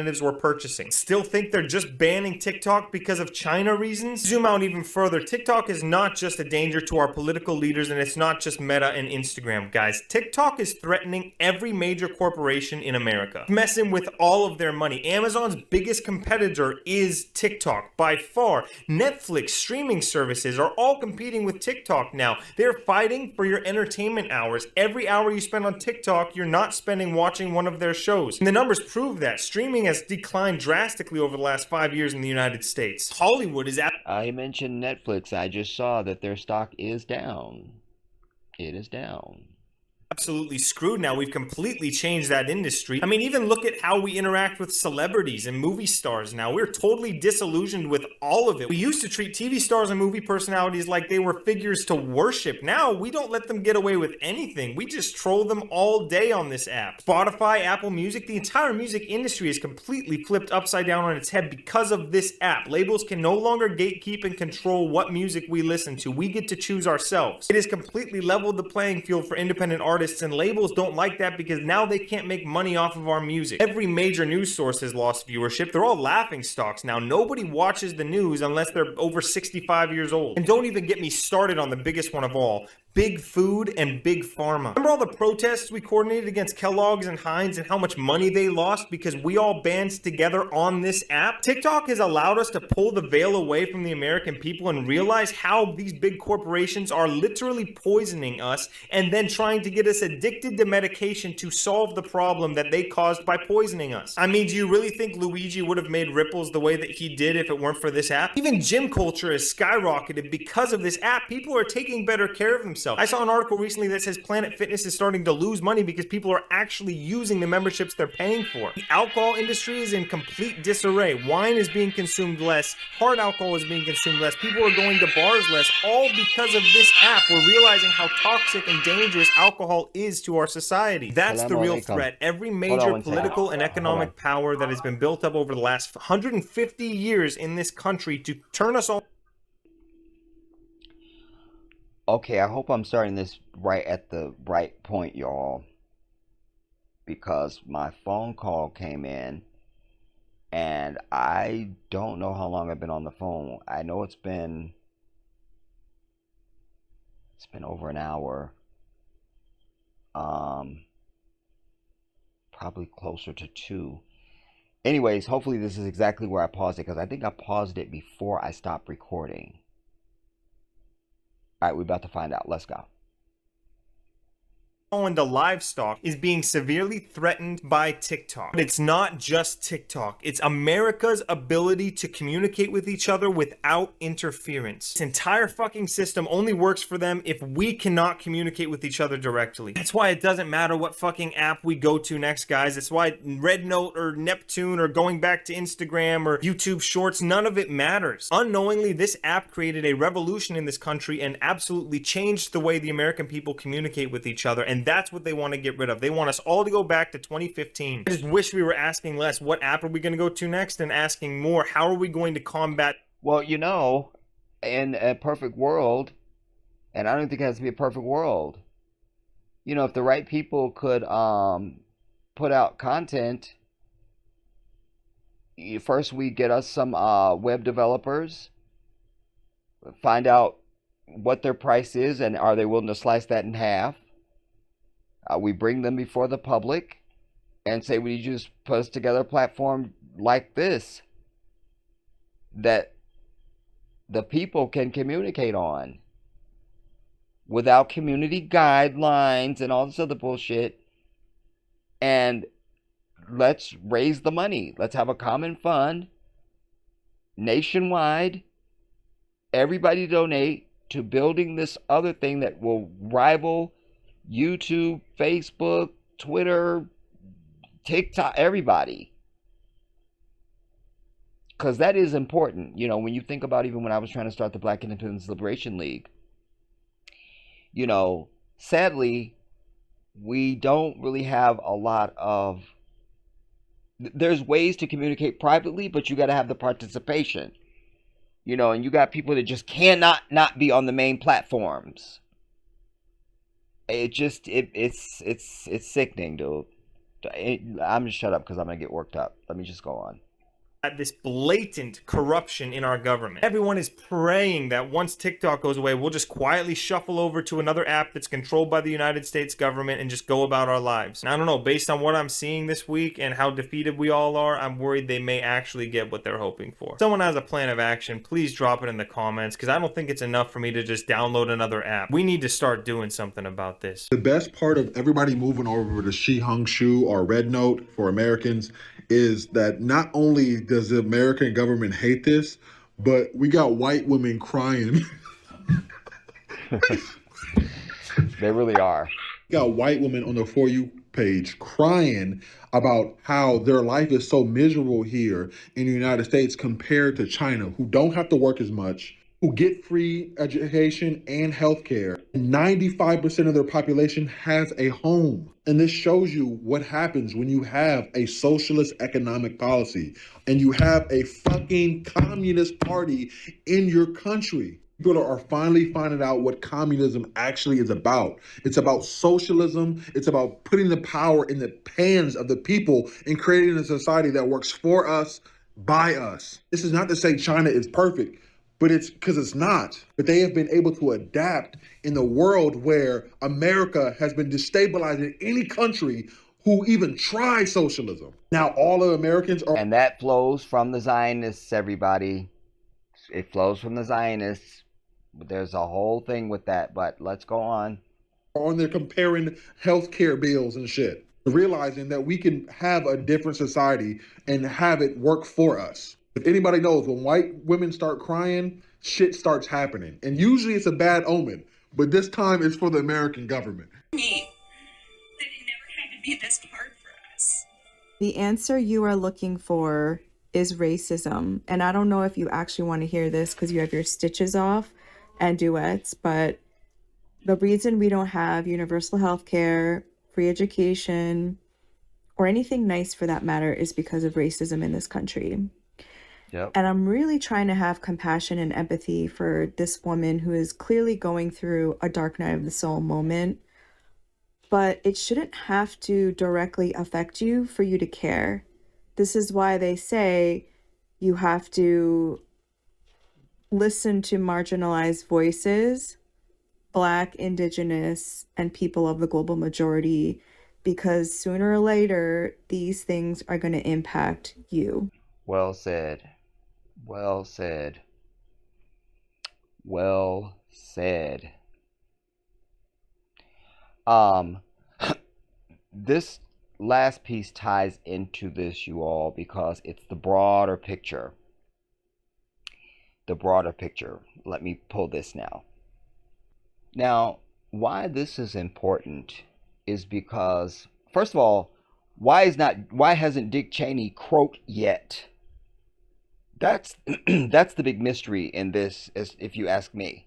All right, like, how aren't you dead yet? But there he was. Somewhere over, I think it might have been in China. I can't remember where this is being held at. And hear how this Chinese diplomat let him have it. I think it might have been in the UAE, because there's a lot of Arabs, sitting in the audience.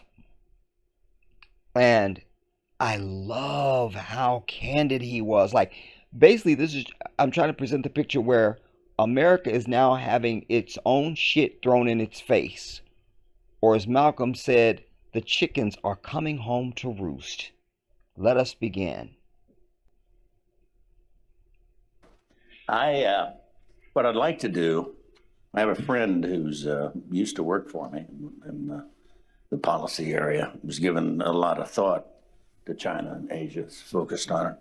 But he wrote something recently that I think sort of captures the perspective of a lot of Americans about what's happening. It's not necessarily official policy in that sense, but it's I think it is an effective way for those who want to understand what the concerns are. This is a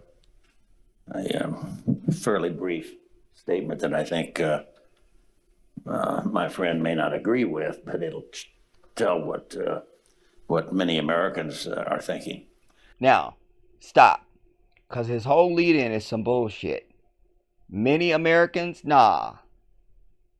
Because of TikTok, everybody universally across the earth is understanding what Americans think about China and why they thought those things about China.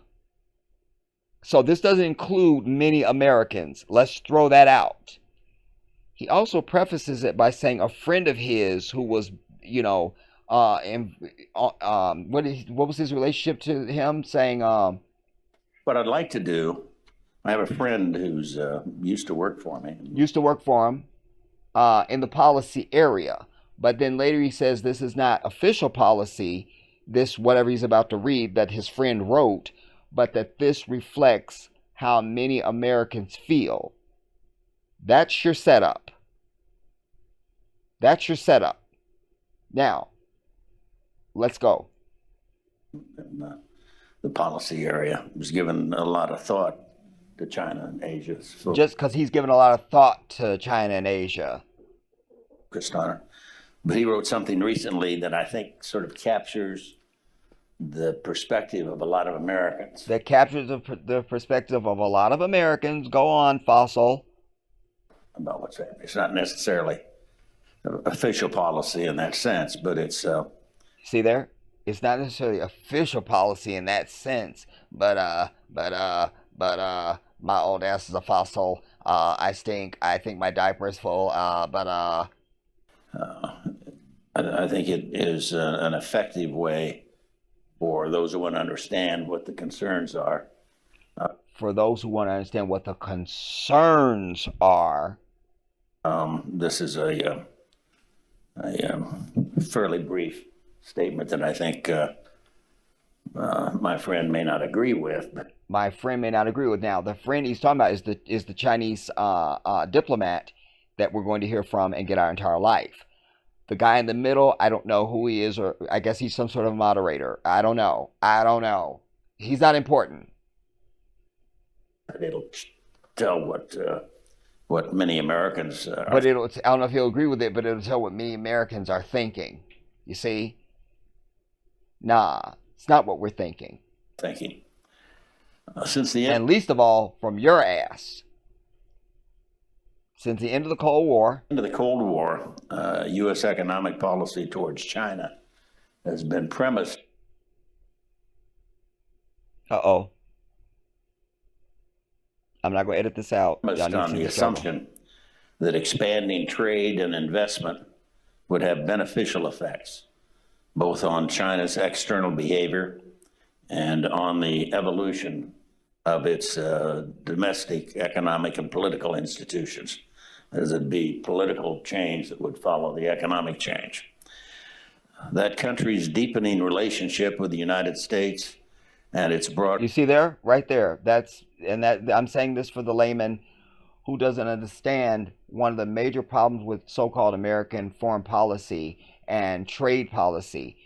You see, why the Chinese are making such inroads in not just Africa, but in many other parts of the world, is because they come in and they do a deal. You do this for me, I do this for you. You good with that? All right, let's sign it. And they're out. They don't come in telling you what your politics need to be, criticizing your government, telling you need to let in fucking gay people, and you need to have a gay policy and all this other bullshit they come with. They do business and they are out. Now, that's important to preface because of what he just said that I'm going to explain to you. He's saying that, wait now, let me get it. When the Jedi speaks, you learn, everybody. I'm not here to waste your time or mine. Now, has been their trade policy, well, you got to see it so that you know I'm not just pulling it out of my ass. Since the end of the Cold War, go on, Fossil. End of the Cold War, U.S. economic policy. The U.S. economic policy towards China has been premised on the assumption that expanding trade and investment, that's business, trade and investment would have beneficial. If we expand our trade and investment, it would have beneficial effects on what, Fossil? Effects, both on China's... On external behavior. Wait, we just doing business. You don't get to tell me about my behavior. On external behavior and what else? External behavior and on the evolution of its domestic... The evolution of its domestic economic and political... Its domestic economic and political institutions, bitch. Nah. In other words, we want to control your society, said the 3,000-year-old fossil that is sitting on your screen in front of you. I'm sorry you had to look at this. I know your eyes are burning. Political institutions. There'd be political change that would follow. That there would even be a political change that would follow the economic change. Like, in other words, if we do economic and trade with you, you gonna just change all your politics to suit us.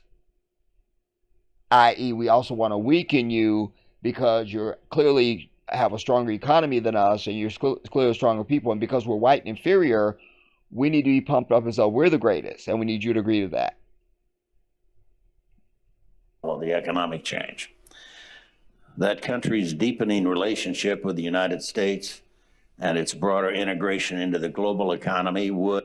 It's, in other words, China's inroads, and they are having more sway over the global economy, it was hoped, give it a stake in stability and encourage it to see itself as a responsible stakeholder in the existing international system. In other words, see itself as a stakeholder, not a leader. You see, because America doesn't see itself as a stakeholder at all. They see themselves as the greatest fucking thing that ever came out of the ground. And not only that, but you hear this is the only nation on earth that refers to its president as the leader of the free world. I don't care what country I'm in. If I'm the president of that country, it's on site when Air Force One lands, if I allow you to land there. You just immediately saying to everybody else, you guys are nothing, I'm everything, so just understand that. How arrogant is it for them to call our president the leader of the free world? No, bitch, you run America. That's all you run. That's it. That's it. That's why we have leaders in all these countries, because they are leaders. You're not the leader of the free world. But look at the audience. You see, you have a lot of Arabs there. So I think this is in the UAE, probably in Dubai or Doha or something, Qatar. As its economy developed, China would move away. Its economy developed, China would move away from state-directed planning. And place great state-directed planning, and let us do your planning. And place greater reliance on market mechanisms. Your reliance on market mechanisms. Finally, as had happened earlier in Europe and other parts of Asia, so too in China. Economic growth and the emergence of a new middle class would give rise to irresistible pressure for liberalizing political reforms. Liberalizing political reforms. Get rid of those thousands-year-old cultural customs and norms that the Chinese have so proudly, as do everybody else on there except for white people, and let us run your shit. That's what this translates to, everybody. And definitely don't see yourself as the world superpower. Let us continue to maintain, and you just blend into the global markets as a stakeholder. You understand? That was the expectation. That was the expectation. As has become increasingly clear in recent years, these expectations have not been borne out. Right, because China is not going for your bullshit. Nor are they likely to anytime soon. Because they are a strong and convicted people, and they don't roll over like African leaders. Thank you very much. Shade intended. To the contrary, the prevailing trends now appear to be running strongly in the opposite direction. Right. In other words, they're not playing business with us as usual. And that's why we have to villainize them and try and get rid of their TikTok in America, because we don't want the Americans to know that they're not really a shithole that we've called them. That they're probably one of the most advanced nations on the fucking earth. Enviable by all human beings who will witness it. They're running strongly in the opposite direction. China has grown richer, to be sure. By some estimates, the total size of its economy will soon exceed that of the United States. And that's the problem. Because no matter what, we cannot have a non-white nation be a superpower on this bitch. That's why they're continuing to try and hold down Africa. That's why what's happening in the Sahel is so important for all of us across this earth, everybody. Because when you see what's happening with China, you see what's happening in other nations, even with some of the Arab nations, but certainly what's happening in Africa, the BRICS nations as well. The global majority, which is everybody on this bitch that's not white, is about to bring all this fucking white shit to its knees where they belong. Europe, or France, Britain, America for sure. All this white shit is about to be brought to its knees. France will be will be put in the Stone Age overnight. The moment my brothers pull the final plug on their uranium out of Niger. You understand? They may still get by with what they get from Canada, but we don't know what it's going to look like in the future. You see? And on I can go. So you heard the fossil say there that their economy is about to exceed that of the United States. Far from liberalizing and relaxing its grip, however, in the past decade, the regime in Beijing has become more repressive and more militantly nationalistic. And we all know that's bullshit. That's why I just let you watch an hour plus of people of all types testifying about what they're seeing on Red Note. Do you understand? That all that shit he just said right there is not true. You go and you see what's happening in China. The people are happy. There's no militant bullshit going on, or none of that stuff. You know, they have a military and they keep their society in order, you know, and they don't just let anything go. They have morals and principles. But they're not repressive and all this. None of it's more true. Militantly nationalistic. Instead of evolving. Nationalistic. And what we just tell you, you should embrace terms like nationalist and socialist and what was the other one? Communist. You understand? All the ists. We need them. We need them because that's good for the people. Instead of evolving into a mellow, satisfied status quo power, China has grown more assertive and is using its increasing economic clout and military power to challenge key aspects of the prevailing regional system which we have controlled with our white ass, and now they're using their economics and their military to be outside of that system, the regional system in the larger international order. This is all about just keeping up the white bullshit. That's what it translates to, everybody. He's using a lot of words to just say some bullshit. Larger international order. Meanwhile, instead of a steadily increasing reliance on market forces, the Chinese party state has continued and in certain respects expanded its use of quasi-mercantilist policy tools. In effect, there's you see, this is somewhere in the UAE. The bottom line is that we had hopes for political evolution in China. Why do you need political evolution in China? Why? Why don't you try to evolve your own politics in your shithole nation? Why do you need their politics to evolve? Why do you, for what? What? That's like I'm going to come to your house tomorrow, just unannounced, and be like, and you're fixing, like, I don't know, filet mignon or something like that. You know, you should have been fixing beans. I don't know why you're not fixing beans. I mean, I don't even know why. You like, get the hell out of my house then. I run what's fixed up in here. Well, I just don't understand.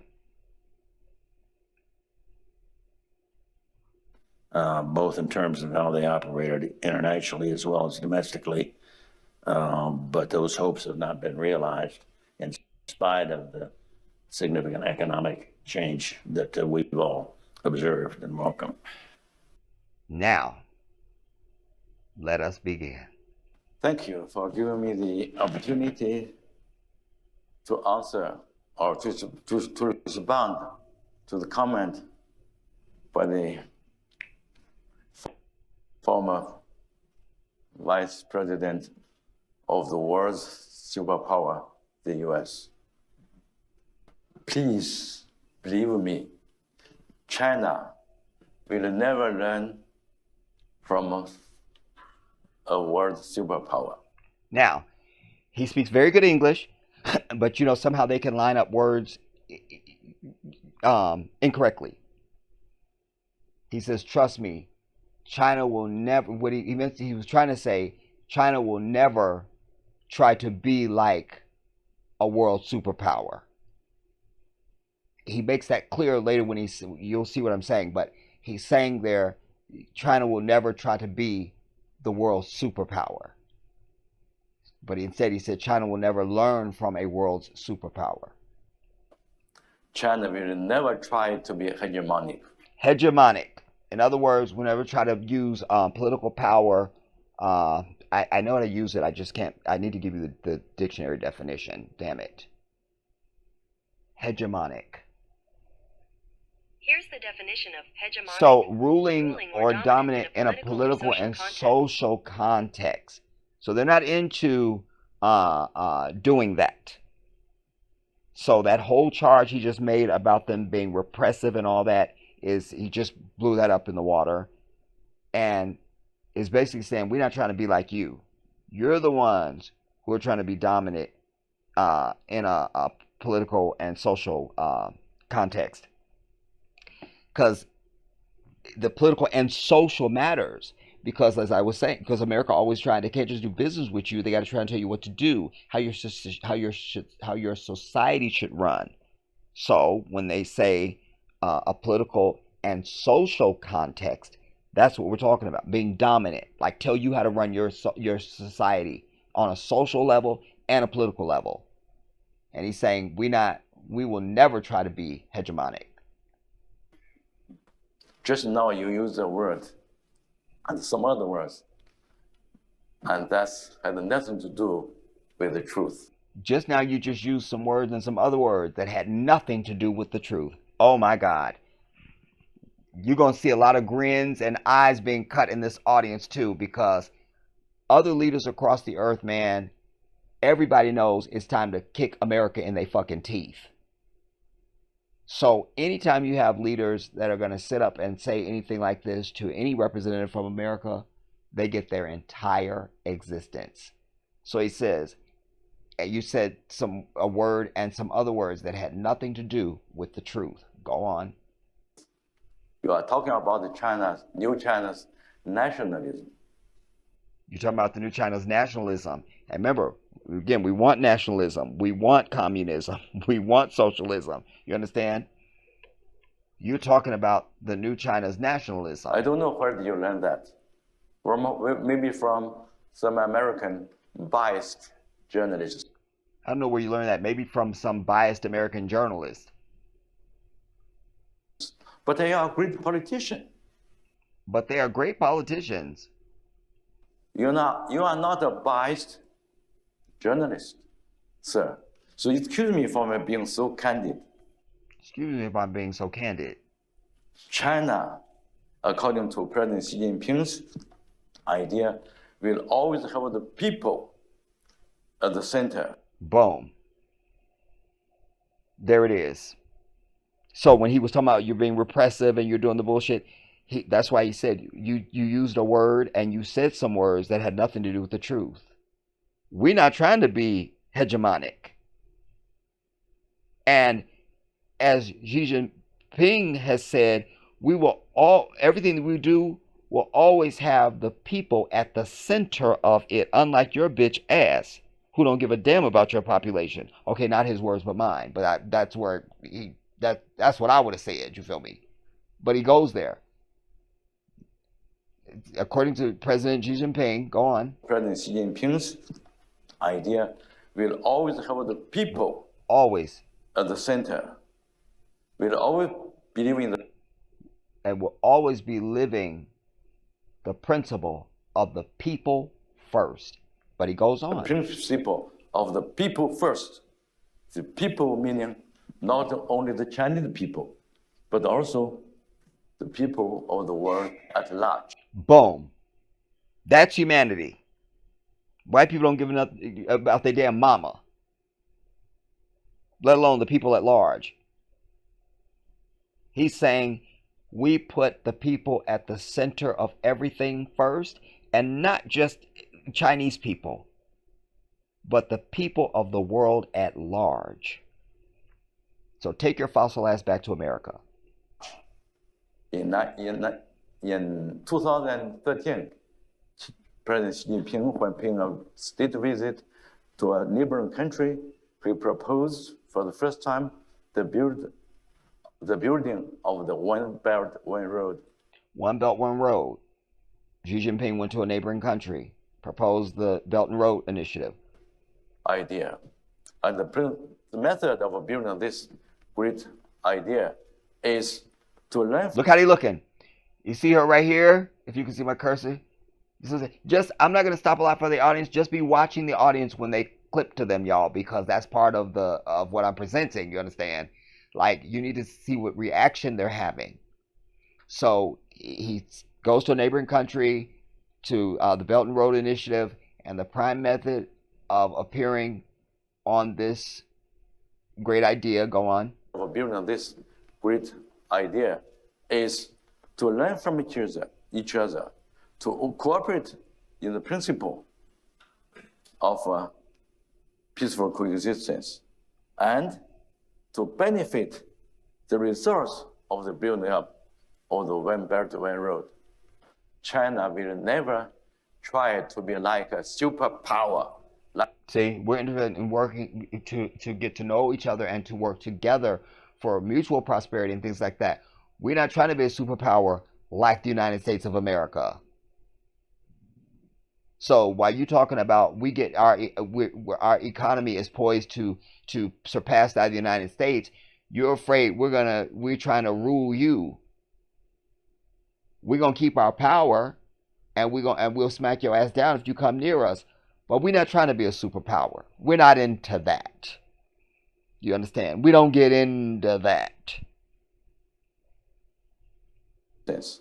And to benefit the results of the building up of the One Belt, One Road. China will never try to be like a superpower like the United States of America. And I hope our American friends will also know the basic or very simple principle. That is, history is the best teacher. According to what I learned from my American professors at the university, America, or the Northern American continent. See, preface, he said, and by the way, what we have a understanding and a principle we live by, that history is the best teacher. That's what I learned from American professors. Throwing it back at him, there's so much shade being thrown here. And then now he's about to wait now, so that you have context. Damn it. According to what I learned from my American professors at the university, America, or the Northern American continent, North American continent used to be a colony of the United Kingdom, colony of the UK, of the British Empire, and the American people suffered a lot. Y'all used to be a colony, and you suffered. It's taking them back now. Since you want to talk about us wanting to be a superpower and what we doing in our damn business, let me take you back and tell you what you've been doing. That's why there was the Independence War in 1776. I suppose some American politicians have forgotten their own history. See? You fought for your damn independence from the British so that you could become a superpower. Here we are doing our own thing. You're over here messing in our business. We don't have no interest in being no damn superpower. Certainly not like the United States of America. But y'all have forgotten your own history. Just like we had to fight to bring China to where it is now. It wasn't like that. China turned itself around in a very short amount of time, everybody. Like, it used to look like, I mean, it was a non-developed country, dude. And he says some Americans have forgotten their own history. Now there are people talking a lot about. Now there are people talking a lot about trade. Trading. In other words, people, but he's talking about Dick Cheney's fat ass. Like, now you want to come here and talk about trade. The trade war between the U.S. Between the U.S. and China. Yes, and China. They forgot about the trade war with the former rulers. You forgot about the trade war that you used to have with the British. The British colonialists. You forgot what happened in 1776 in Boston. Talking about the Boston Tea Party. Go on. You forgot about the incident of the tea pouring event. And that thing led to the Independence War. And after 8 years of... Led to the Independence War. And after 8 years of fighting, that led to the Independence War. And after 8 years of fighting, America came into being in 1783. So America has such a history. That's why you developed first. You developed so fast later on. In China, we have a saying, which is, I believe, a truth. That is, a child from a poor family could go far. A child from a poor family could go far. Could do a lot. Could do a lot. Could be successful. American, you have your forefathers to be ruled, to be exploited, to be bullied by the Western European colonialists. So after you got independence, you developed so fast. So you had so many inventions, and so on and so forth. And, however, what the pity is, when you became the #1 economy, the #1... Look, you see him? He goes, the funny part is, but when you became you grew after all of that. And, you know, but then when you became when you became the #1 economy, wait now. See how they looking in the audience. When you became look, the #1 economy, the #1 military power. And the #1 military power. You became a student. You became a student. Learner of your former boss. Of your former boss. In other words, you became, just like the British subjugated you and bullied you and colonized you, you became a student of all their bullshit. Oh, the shade is thick. The British. You want to put others. You want to put others in 1900. In 1900, you joined the other. You want to do it to others, and then he's saying in 1900s you join the other Western imperialists to rule. Western imperialists to rule, to invade China. To invade China. So how dare you come now with this bullshit talking about we had expectations and, you know, but China didn't go that way and our expectations weren't met and, you know, there was some disappointment and all the bullshit. In the 1950s, America took the lead to invade the Korean Peninsula. You joined with your other white ass powers to try to invade China. Now, and then you also took the lead to invade the Korean Peninsula. And you made a lot of trouble.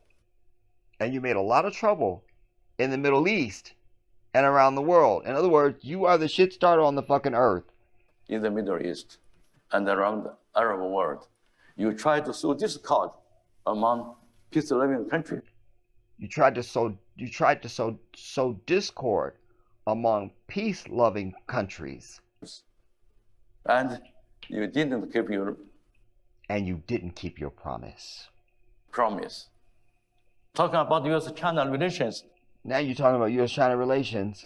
I was quite happy to thank you for you to give me the chance. Remember? I'm glad you gave me a chance to talk about this. Remember, sir? Sir, 1972 was still not too far away. In other words, it wasn't that long in the past. On the last day of February. The last day, February the 28th, 1972. The first joint communique. The first communique between our two countries. Between our two countries was established, was announced in Shanghai. According to that communique, we simply call it the Shanghai Joint Communique between China and America. The essential sentence in that document is that the American government finds that the people, the Chinese people on the two sides of the Taiwan Straits, all... During this communique, the main thing came out of that is that the Americans... wait now. The thing that came out of this communique in 1972 between our two countries, got to get it right. Between China and America. The essential sentence in that document is that... He's saying essential sentence, but what he means is like the main thing that was said in that document, or the main gist of that. The American government finds that the people... The American government finds, I think he means decided, but don't hold me to that till we get to the next sentence. But the American government finds that the Chinese people of people China, on the two sides of the Taiwan Straits, the two people on either side of the Taiwan Straits, the Taiwanese people and China, all believe there is only one China.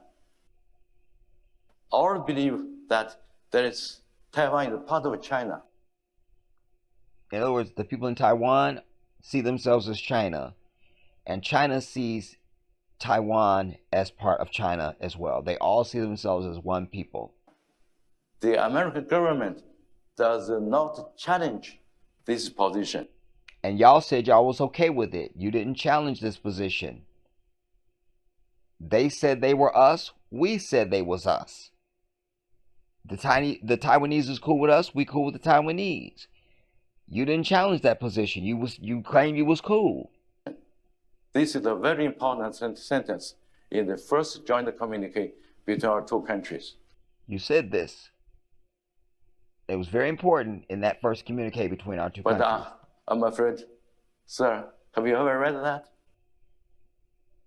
I'm afraid, sir, but then he stops and says, have you ever read that? Have you ever read it? Ask him again, have you ever read it? Then the fucker in the middle goes, I suspect he has. And instead of this fossil going, yes, I have read it, he just goes, I suspect I have too. I suspect I have. Which means the bitch, he didn't read it, or if he read it, he didn't care. Many politicians of America read it, but they forgot it. Boom. Read that? Have you ever read it? I suspect he has. Many politicians of America read it, but they forgot it. And they... Look, they know he's going in. They don't keep their promise. They don't keep their promise. Because I always tell you, it's the forked tongue of this devil. You can't trust these people. Over 400 treaties they signed with the native people that were here in this country. And they reneged on every single fucking one of them. 400, bitch. You think we would have got at least one. Not this white devil. Not at all. They don't keep their promise. They betrayed their forefathers' promise. They betrayed their forefathers' promise, and they continued to interfere into China. And they continue to interfere into China's internal affairs. Internal affairs. on the Taiwan question. For instance, you wanted still to sell weapons to Taiwan. Wait, because the translation is not right. You have to actually hear it. On the Taiwanese question, what? On the Taiwan question. For instance, you wanted still to sell weapons to Taiwan. Oh, you want to sell weapons to Taiwan. For what? Is it? In other words, we already agreed back in 1972 in our first communique that both people on either side of the what do you say, peninsula or whatever it was, or the river, something, that Taiwan is part of us. They see themselves as China, and China sees Taiwan as part of China. Y'all didn't have no objection to that.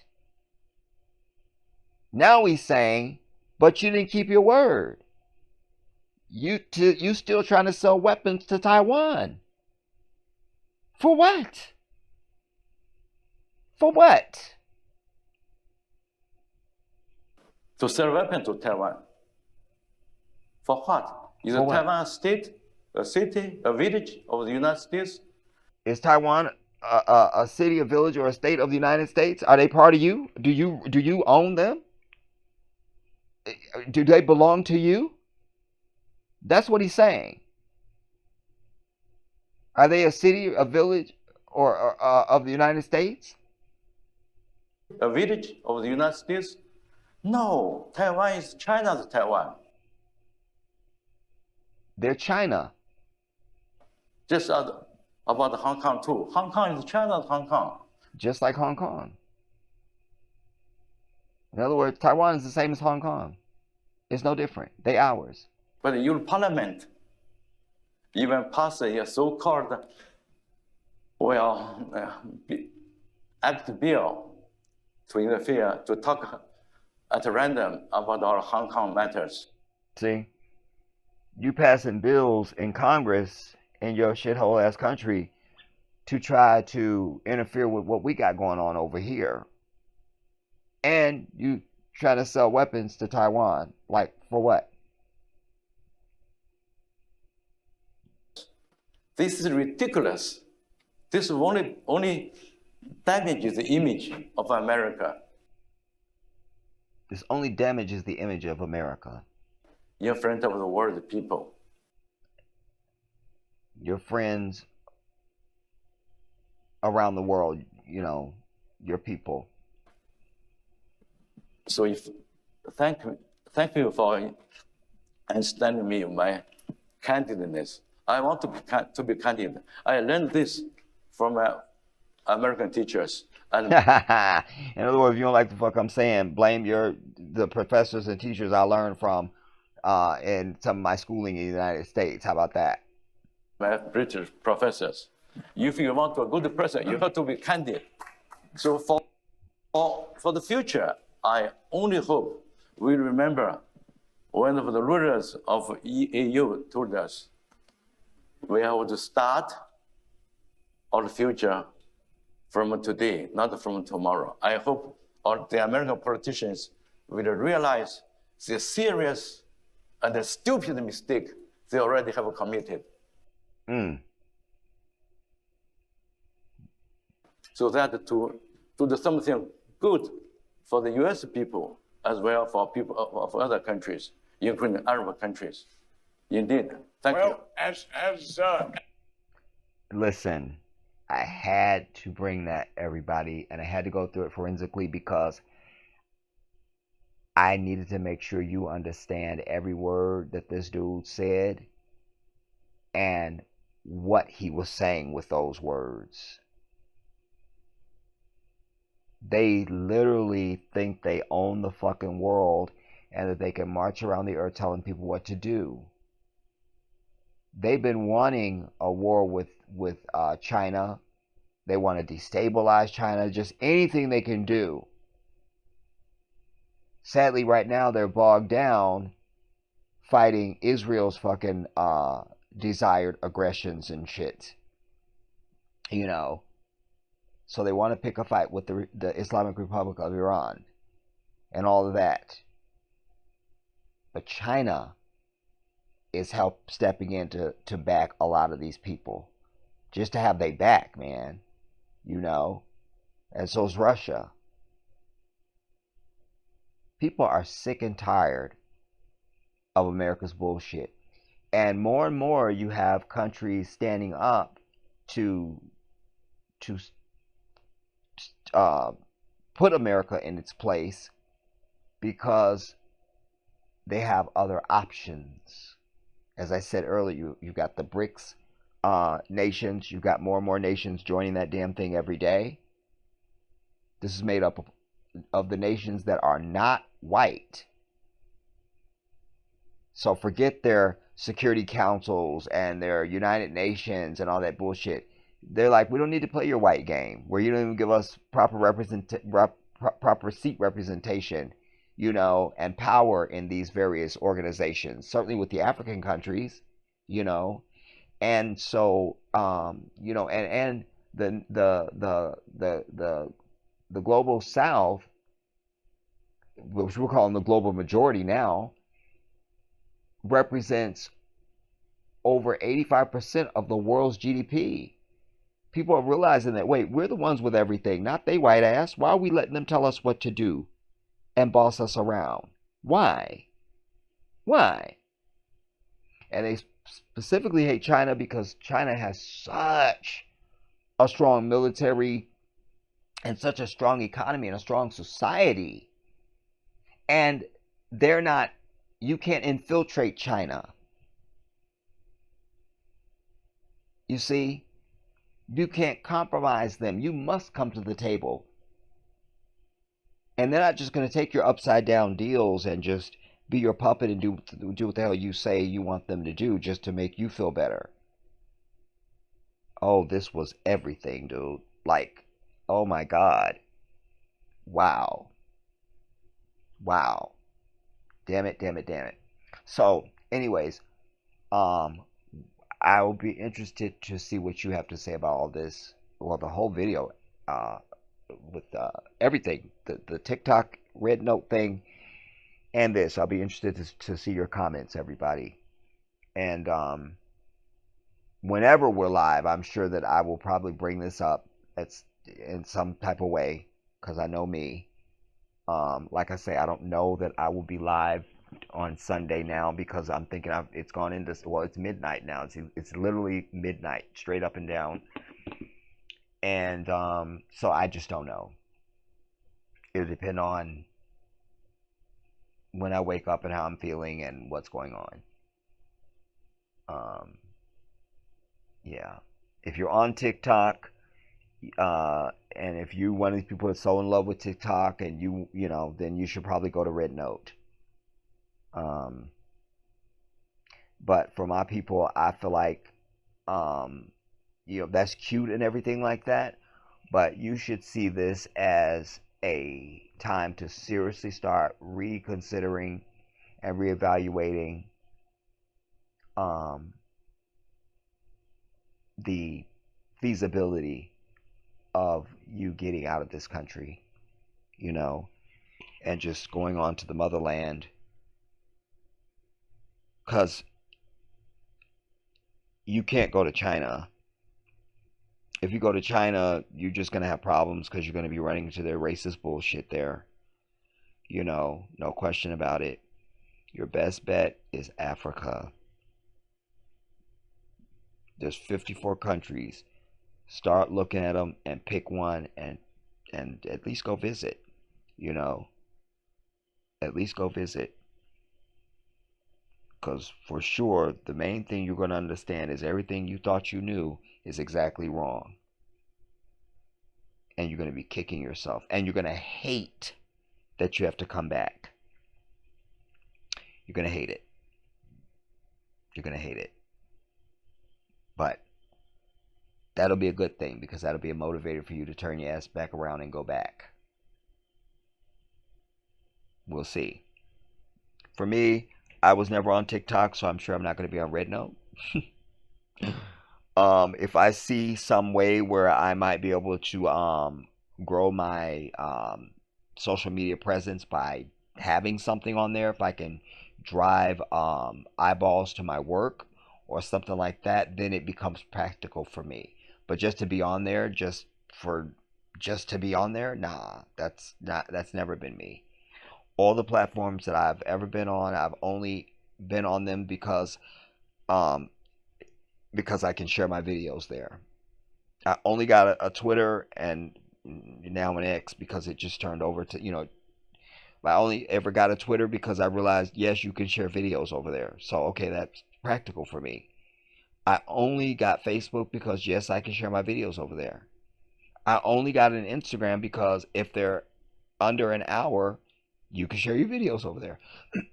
So that made it practical for me. I'm only about trying to get my message out. That's what matters to me. That's what matters. So it's not about popularity and all that other nonsense for me. And just being on some shit, just say you got a whole bunch of people following you. I feel like that what I have to say can make a difference and to change the condition of our people and move us forward. That's what we need. We don't have time or room for people that are just here to showboat. Do you understand? We don't have time for that. I know why I'm on Earth. I know why I'm on Earth. So do make sure you share the video, everybody. And give the video a thumbs up. That's how we catch the algorithm, so that more eyeballs can see what I'm putting out. Make sure you give the video a thumbs up. And if you'd like to join our family, then absolutely subscribe. For now, I love you all, and I'll see you soon. This is the Jedi.